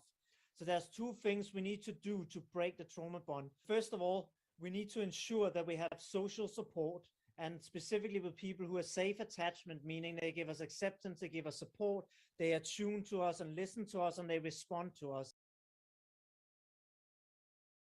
Number two is understanding the chemicals that we just talked about. You need to find replacements for dopamine and oxytocin, because they will obviously crash when the abuser leave you, discard you, or abuse you. To come back and have a balanced hormone level again, you need to find how can we create reward that gives you dopamine and oxytocin as well. You can do that through eye contact, social contact, touch, go get a massage. You can set small goals you can achieve that release dopamine, exercise. Same time, have to do things that reduce adrenaline and cortisol, which are the stress hormones. Because what happens is when you have high level of cortisol through long times of stress, which is what you have in an abuser, your memory function actually shuts down and you can't store the memory properly anymore. Something called the hippocampus, which is part of storing memory, doesn't function anymore. And your perception of time starts shutting down, which is why you become in a traumatized loop you can't get out of, which also develop things like PTSD, post-traumatic stress disorder. And to help this recover, you have to also lower the element of cortisol, which you can do again with exercise, etc., with different somatic therapies have been shown to be great. Yoga, which are really great at lowering that. So you can start what neuroscience call integration, which is what trauma healing is, which is where we integrate your experience cognitively, which is what you get in normal therapy. You talk about it, blah, blah, blah. But just talking about it has not been shown to be that effective for PTSD. So if you suffer from that, a trauma-borne PTSD, you also need a way to integrate emotions and somatic sensations, because trauma is also stored in the body. If you don't teach your body how to feel safe again, you can still feel unsafe and traumatized years after the experience.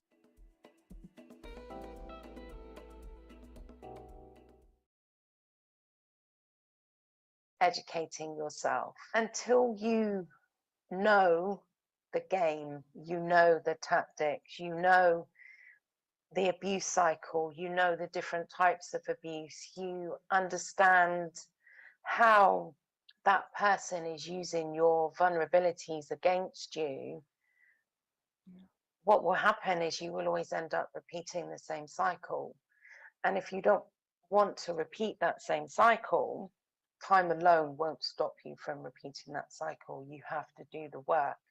And part of doing the work is educating yourself, getting a therapist and working through everything, unpacking all the trauma that was caused by that relationship.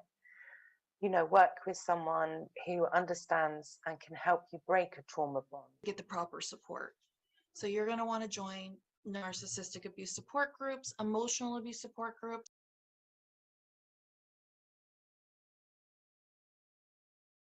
For us to break a trauma bond, you have to get grounded in reality, no matter how painful that is. In terms of our healing, if we're in a trauma bonded situation, we have to come out of denial. It's so important. We have to at least start telling the truth to ourselves. We have to find a support group that understands what this is going on, what's going on. We have to work with people who understand narcissism. We have to work with people that understand a trauma bond. We have to work with people who understand cognitive dissonance. Like, I'm not going to trust myself for a very long time. I'm going to question myself. I'm going to question if I'm the narcissist. I'm going to question if I'm wrong. I'm going to question my perception of things. I'm going to need someone outside of me that can hold that space for me so I can keep getting grounded and keep getting grounded. Being validated is super important, but at your own pace.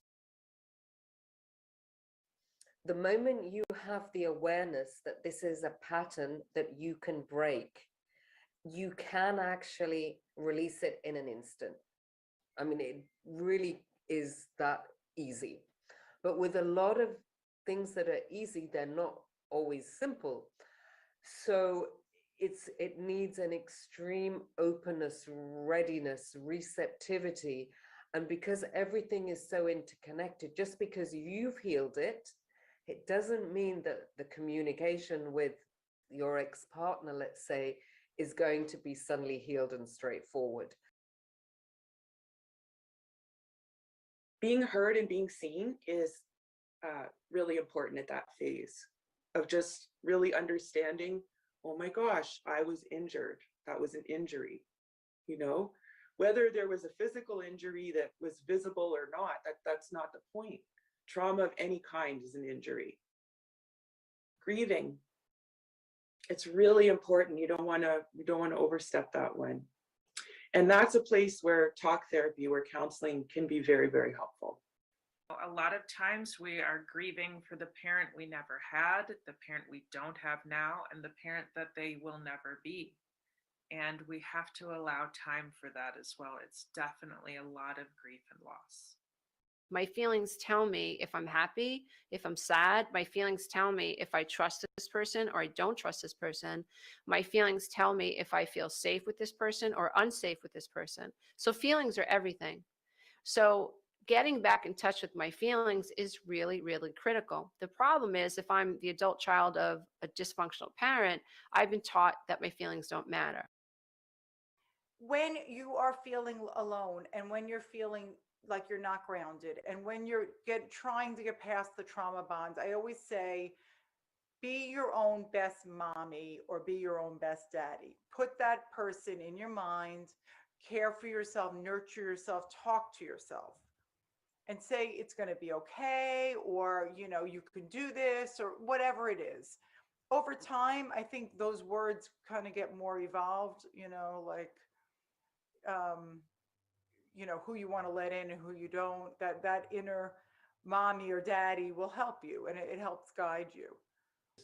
To start being that parent who attuned to what it is that you need and responding to that. When you do that, you're loving yourself, which is why boundary is love. It's an act of self-love. It's attuning to, oh, this doesn't feel good, and responding to that by then asserting the boundary and say, I don't want to do that. And remember, with boundaries, we often feel we have to justify our boundaries. You don't have to justify your boundaries to anyone. They need no justification. You know, when people ask me, I don't often know logically yet why I don't want something. You might say, do you want to do a call? And maybe I don't want to, and I don't really know why. But it's enough for me to just say, it doesn't feel good right now. I don't know why, but it just doesn't feel good. And that is giving myself love, because I listen to my own safety cues. Love is safety, acceptance, and responsiveness, these three elements. So giving yourself love means that you attune to yourself, you listen to your own needs. That's self-love. What are my needs? And you express and try to give yourself those needs, which can mean setting up a boundary, right? That can be protecting a need. So that is attuning and responding, right? So that's giving yourself self-love, is actually being able to listen to your needs and responding to them, making sure you assert them. Remember, with boundaries, we often feel we have to justify our boundaries. You don't have to justify your boundaries to anyone. They need no justification. You know, when people ask me, I don't often know logically yet why I don't want something. You might say, do you want to do a call? And maybe I don't want to, and I don't really know why. But it's enough for me to just say, it doesn't feel good right now. I don't know why, but it just doesn't feel good. And that is giving myself love, because I listen to my own safety cues.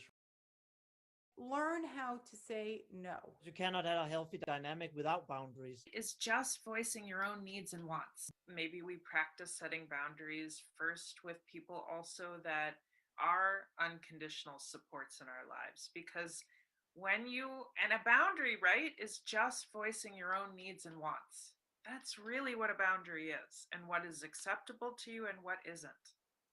And if you do it with somebody who is open to receiving that, they're going to be like, yeah, oh yeah, no problem, I understand, right? So maybe that's where we start practicing too, which can help us build up the confidence and the comfort around setting it with something that is more difficult. I really do think that rules, standards, and boundaries are related.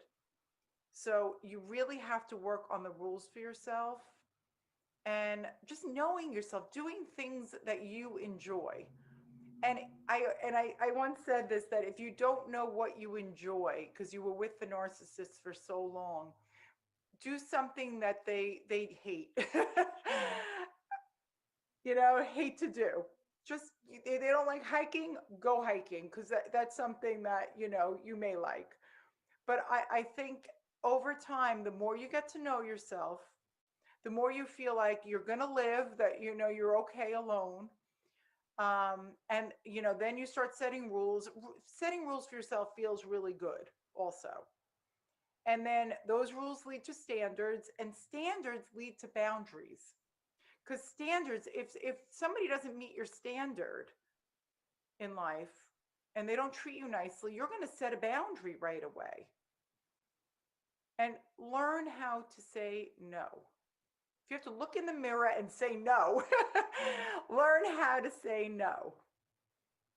Because as a codependent and people pleaser, that's something that wasn't in your vocabulary. We may still be uncomfortable. That's okay. That doesn't, you know, mean we're in danger or anything like that. But like just leaning into our breath, taking that pause, trying to give space between the situation and our reaction. Of course. So if you set a boundary, the other person, by definition, is going to try and violate it. Like, that's their job.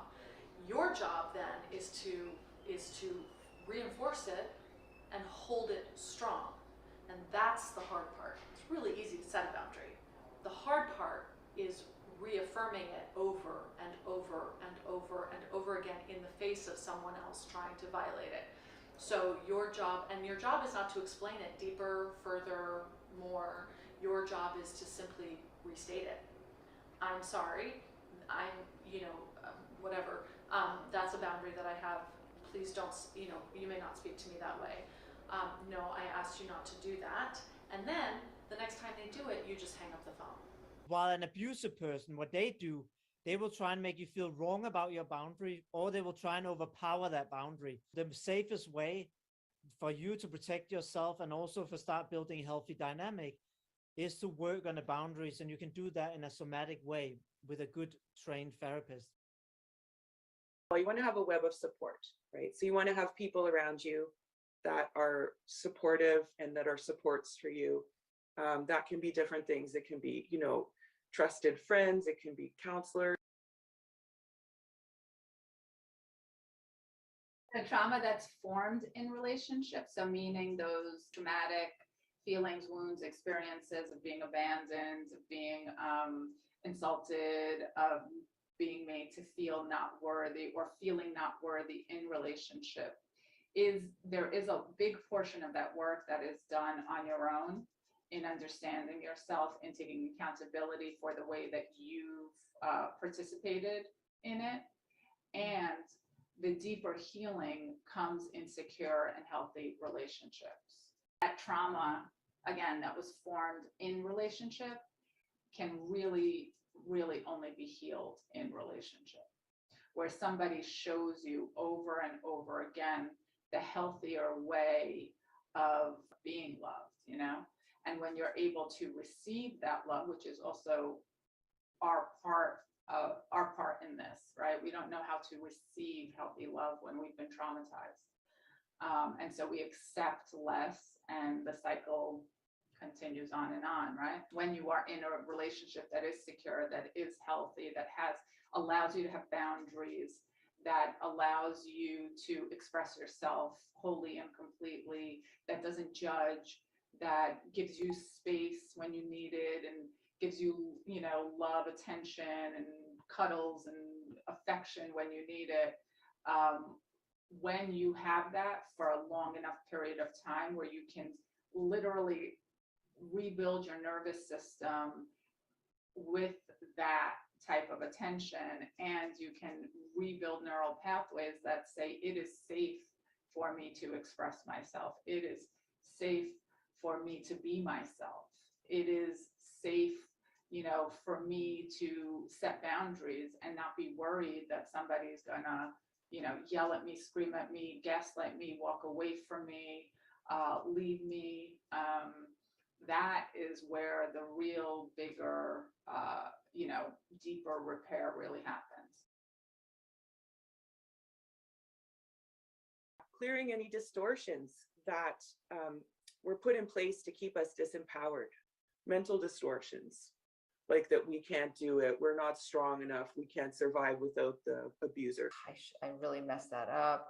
I'm so stupid, you know, what was I thinking? You know, all these kind of negative messages that are very subtle sometimes, but when you tune in, you start to notice them and like, oh, wow, I'm really hard on myself. We want to have those distortions cleared out of our mental space and our emotional space so that we can really see clearly and understand that those were control tactics.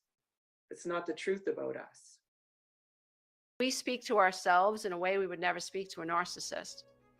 And that's where that inner narrative has to change. We have to put ourselves first. We cannot keep saying we're stupid, we're dumb, we did this wrong, it's all our fault. That's not the way you would talk to a 2-year-old, right? So we have to start talking to ourselves as if there's a 2-year-old inside of us that's listening and believes everything that we're saying, because all we're doing is repeating what the narcissist has told us or conditioned us to believe. We're just repeating it now to our inner self, which is programming our subconscious mind for fear.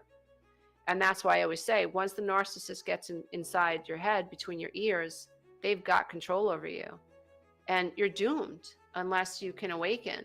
You're doomed because they control you from the inside out. And so when you take control over the inner narrative, when you start speaking lovingly to the self, that's when you turn your energy on. And you can teach yourself to do that automatically, which is what I work on every day. And that's how I help empower my clients too. So they're their own life force. So now when I'm my own life force, I don't need someone else to make me feel good, because I can make myself feel good. And now that I have the contrast, I know when you're not making me feel good. Now I can avoid you because now I know what feels good. So now I can trust myself and I can trust my instincts. And I'm so protective over that energy that there isn't a person alive that I'm willing to risk that for.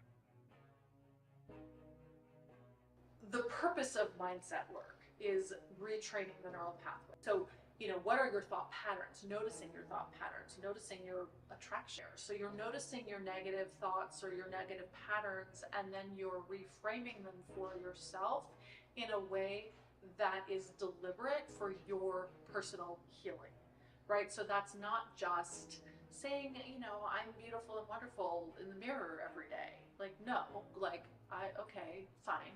But if that doesn't resonate for you, it doesn't have much purpose. If you can stop for a minute and hear that guide, hear your intuition, know what is right, what is wrong. If you have your intuition and just part of you that says this relationship doesn't feel right, stop there and listen. Stop there, right? Because again, immediately the inner critic is going to be like, oh, it's fine, or you just this, or blah, blah, blah, blah, blah. But no, wait, go back to that. What is that voice? And You know, at the end of the day, the brain, it takes 7 positive statements or experiences to override 1 negative in the brain. So it is important. You know, when you do something that you thought you did well, like go, oh, I feel like I did that well, you know, and just giving yourself some praise.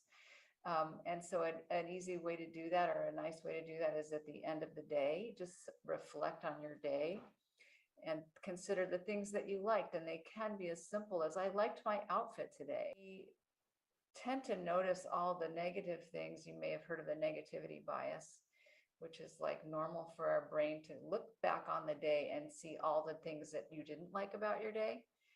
And the more we do that, the more we're gonna feel negative. So you can literally, you know, maybe you'll have those, but highlight the good stuff. Like,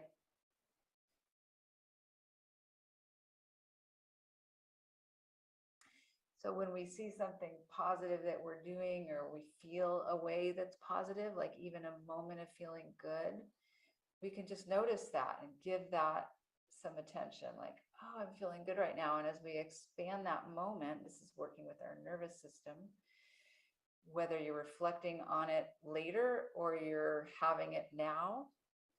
Like if you notice, oh, I'm enjoying this conversation, we can like, oh, let myself enjoy that for a moment. And that will help your nervous system actually grow new neurons for more enjoyment, for feeling better over time.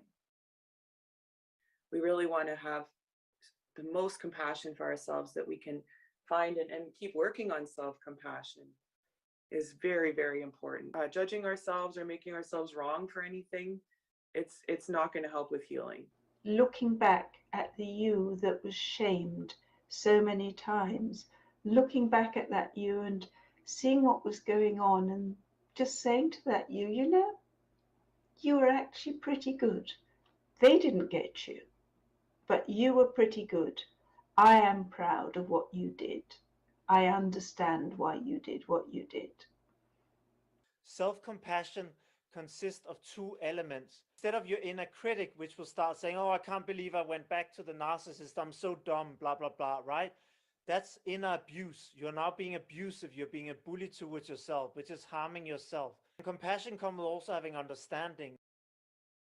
Now you have understanding of why you go back. You can start being compassionate. And once you have an understanding that we all do the best we can in an attempt to try and feel safe, you can start becoming compassionate towards yourself and say, I went back to my abuser because I miss and lack human connection, because that's why you go back. So you have a natural healthy need that of course can be met in a better way, but you can start being compassionate. So rather than being harsh, you can say, I really have a need for human compassion. I'm struggling for human connection. So I seek it out in this person that I feel will at least give it to me temporarily. And that's a normal need. Then you can feel compassionate towards what you did instead of judging yourself. You meet yourself with what's called acceptance, which is actually part of love. Then it's giving yourself acceptance, which is the element we just discussed now, which is self-compassion or self-acceptance, right? Self-kindness. And then there's the last element of self-compassion, which is common humanity. It's accepting the common human experience that we all have. And when we do that, we feel compassion for everyone, even the toxic abuser. And compassion is not the same as tolerating and accepting their behavior. There should be no acceptance for abusive behavior ever. But when you get to that stage where you feel safe again, you know, I even feel very compassion for my abuser that I was with many years ago, because I realized that all they're trying to do is use dysfunctional strategies to try and feel safe. And they have learned a dysfunctional way to feel safe in this world. They know no other way. So I feel compassion for them, but it doesn't mean I tolerate or would ever let them into my life. When we leave that relationship, the only way to win playing a game with a narcissist is to go no contact, is to not engage.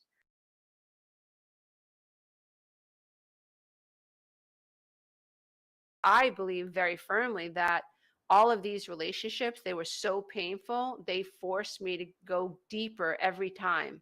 It was another layer and another layer and another layer. A crucial part of the healing that needs to occur is to look at not what they did to me, but what I put up with, you know, how I stayed, or that already confirmed my negative self-beliefs, or, you know, what else was going on for me. At a certain point, it stops being so healthy to keep revisiting all the things that happened, right? I think it's important to, you know, like I said, get the counseling, get the support, do all the things. And at some point, we really want to focus on life moving forward, because the thing is, you know, they already stole enough time from us in the past. Our life is ours moving forward, and we don't want to let them take any more of that away from us. And understanding that every person, you know, is equal. Every person on earth is equal. Again, we get to choose how we live moving forward, having a little ferocity on your own behalf. That's really important. So I'm a big advocate for living courageously. And if you look at the word courageous, it means your heart, courage. It's from cœur, from the French. And, you know, first we have to find our heart. And if we've been putting layers and protecting ourselves, which is very normal when we've suffered any kind of abuse, there's a fragmentation of the body, and this especially applies for sexual abuse, by the way. There's a complete disconnection from the physical body because it's our protection. How can we possibly be connected in the body if our beautiful, sensitive, fragile, highly exquisite body is being treated like that? Of course, there's a fragmentation and disconnection.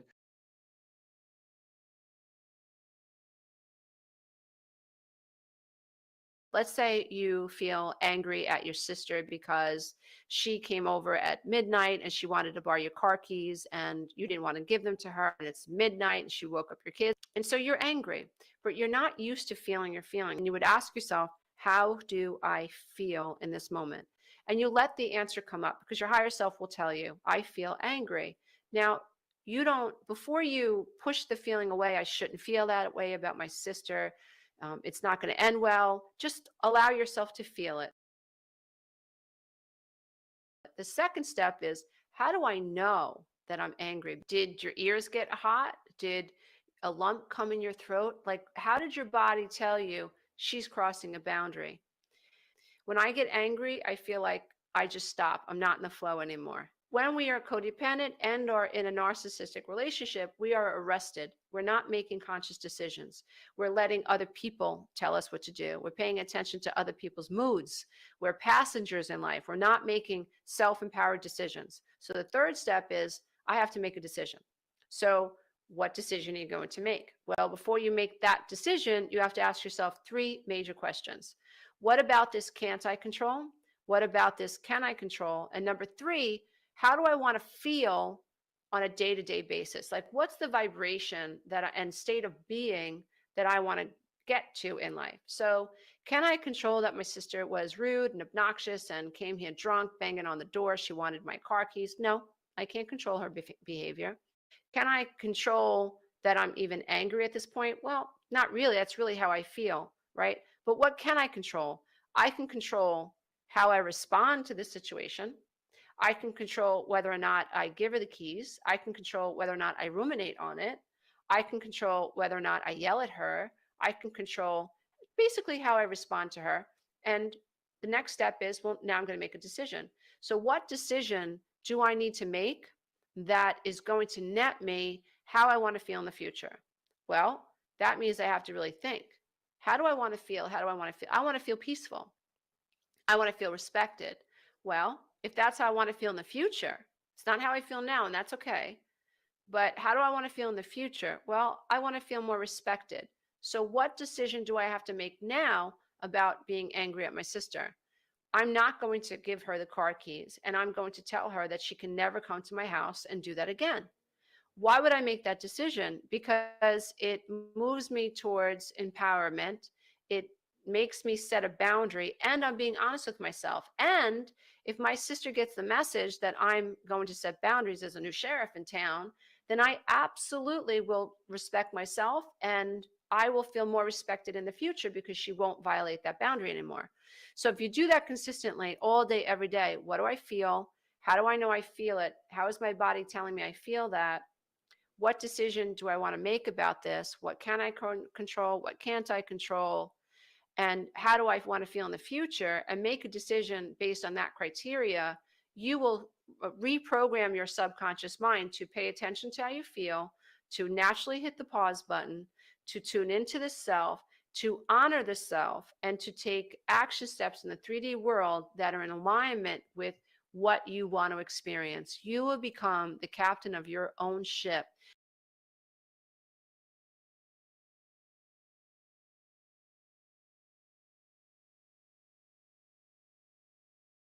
It's a healing journey. Sometimes it can take a while to kind of walk out of the woods. However long it took us to walk into the woods might be how long it takes to walk out. And there's no like prize for first place. There's no timeline. It's all about, you know, being in a place of readiness to do that hard internal work. We're light beings. We're healers, right? We're really good at self-healing. Sometimes we forget that. We are of the light, right? We are light beings, as some people would call us.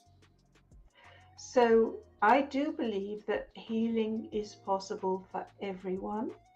And I do believe that life can be much, much better than it ever was, and even than they imagined it can be.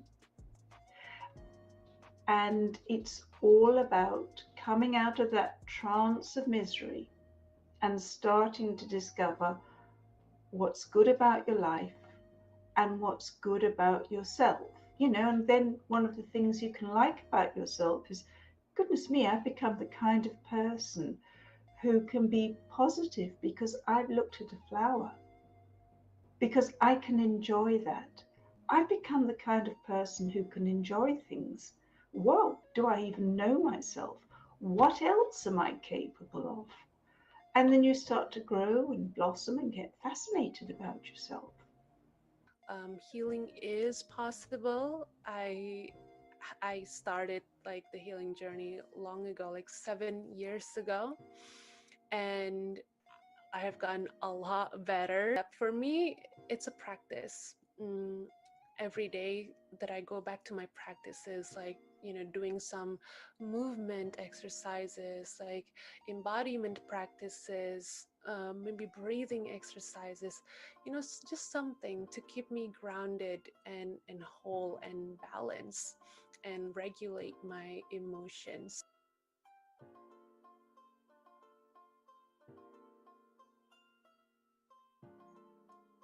It doesn't mean that you have to follow a certain formula or do a certain amount of things. It's very personal. It starts with you. But once you have made that decision, and of course, you, like with many things, you'll go one step forward and 2 steps back. It's not all, you know, one clear straight road.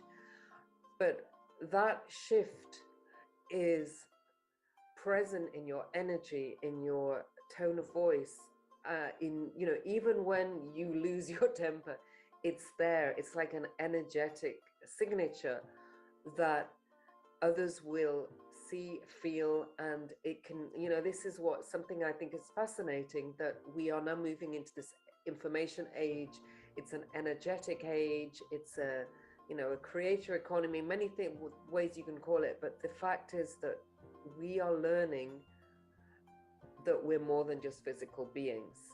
There is so much that we can actually heal by being open to it ourselves, by having an insight into what is it, by identifying it, and also I think being responsible and growing. It's a kind of a growing up, taking responsibility for the future, and this comes to healing the planet and the environment, that you do have the power to change things, because it's a message of a lot of hope. You know, if we didn't have this opportunity to heal and to heal generations backwards and forwards, they even say, but definitely if we're looking at it from a linear point for our children, then that is a message of hope. And it's why we've evolved and we keep evolving.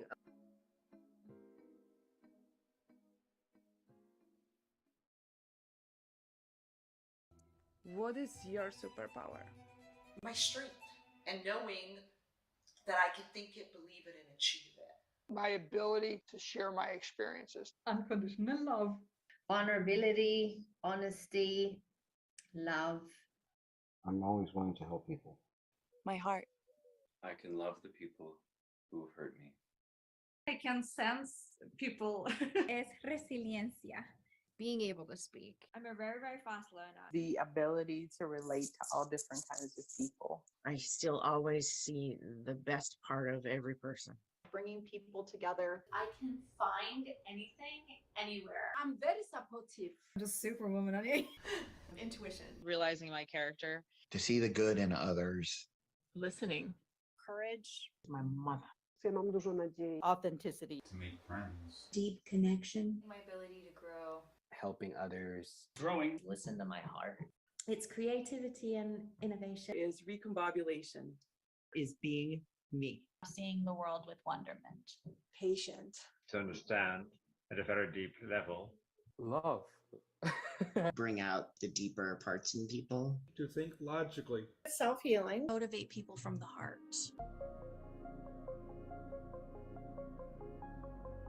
A wszystkie kobiety, które dzisiaj słyszeliście, są dowodem na to, że ta zmiana jest warta tego, żeby ją podjąć i warta jest tego, żeby o siebie zawalczyć.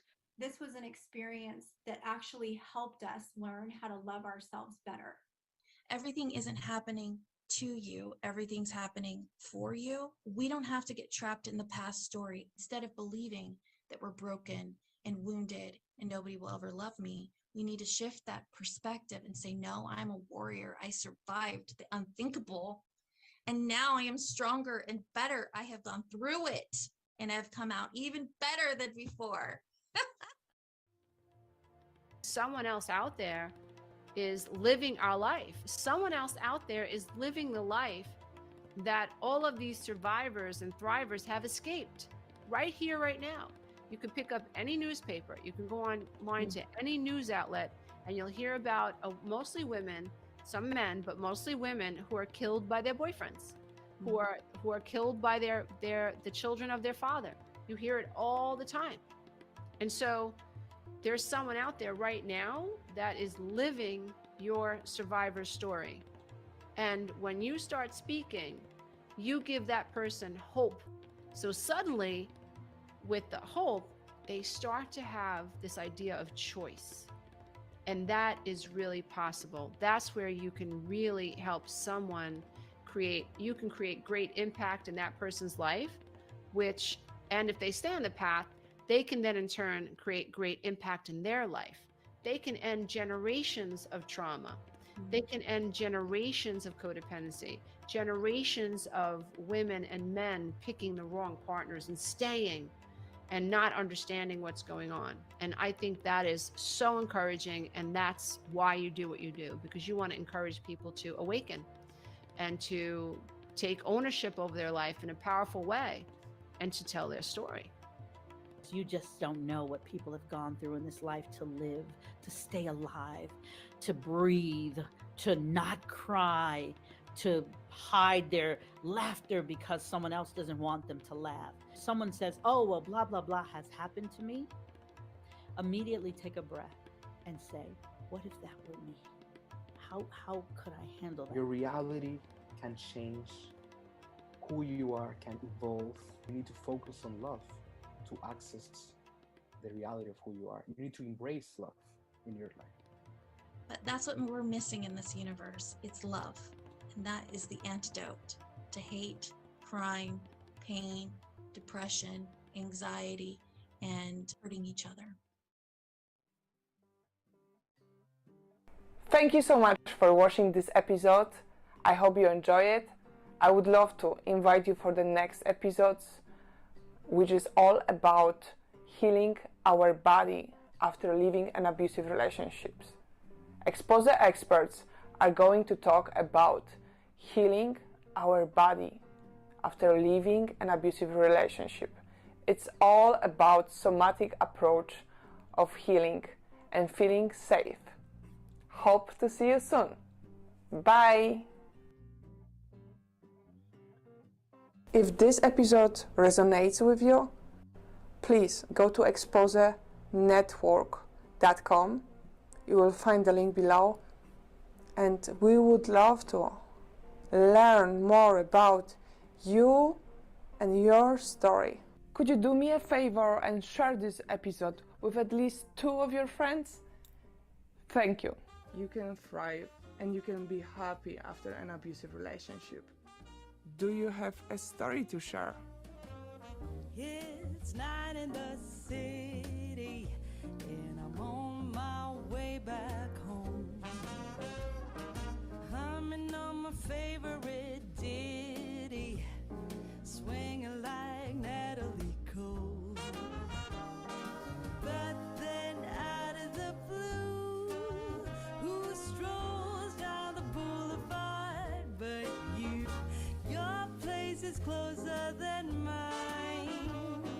Why don't we go there and have some more wine? 'Cause life is for living. Let's see where this all might lead. Let's see where this all might lead.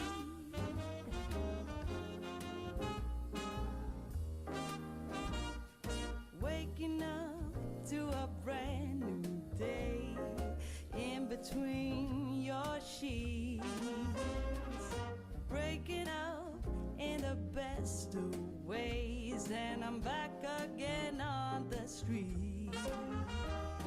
Ooh, but then out of the blue, a wind starts blowing in ways so new, a world more exciting than mine.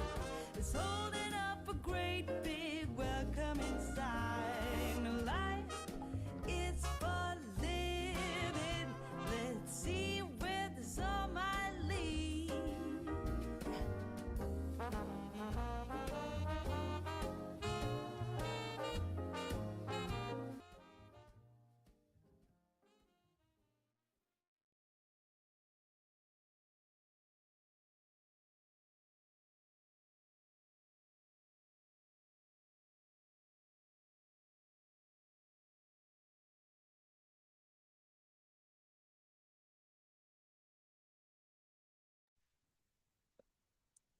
Thank you all who stayed to the end.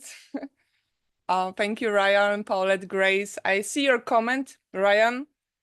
There will be, the episode will be uploaded on the YouTube channel as well. So I will make sure you receive the link. It will be available to the public soon.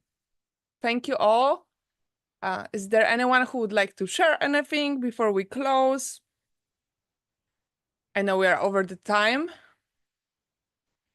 The time is up. All right, then if you are watching us on YouTube,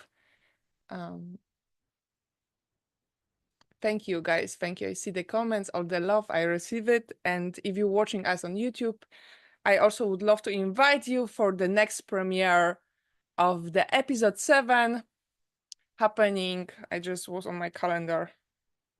28. It will be 28th of November, and it's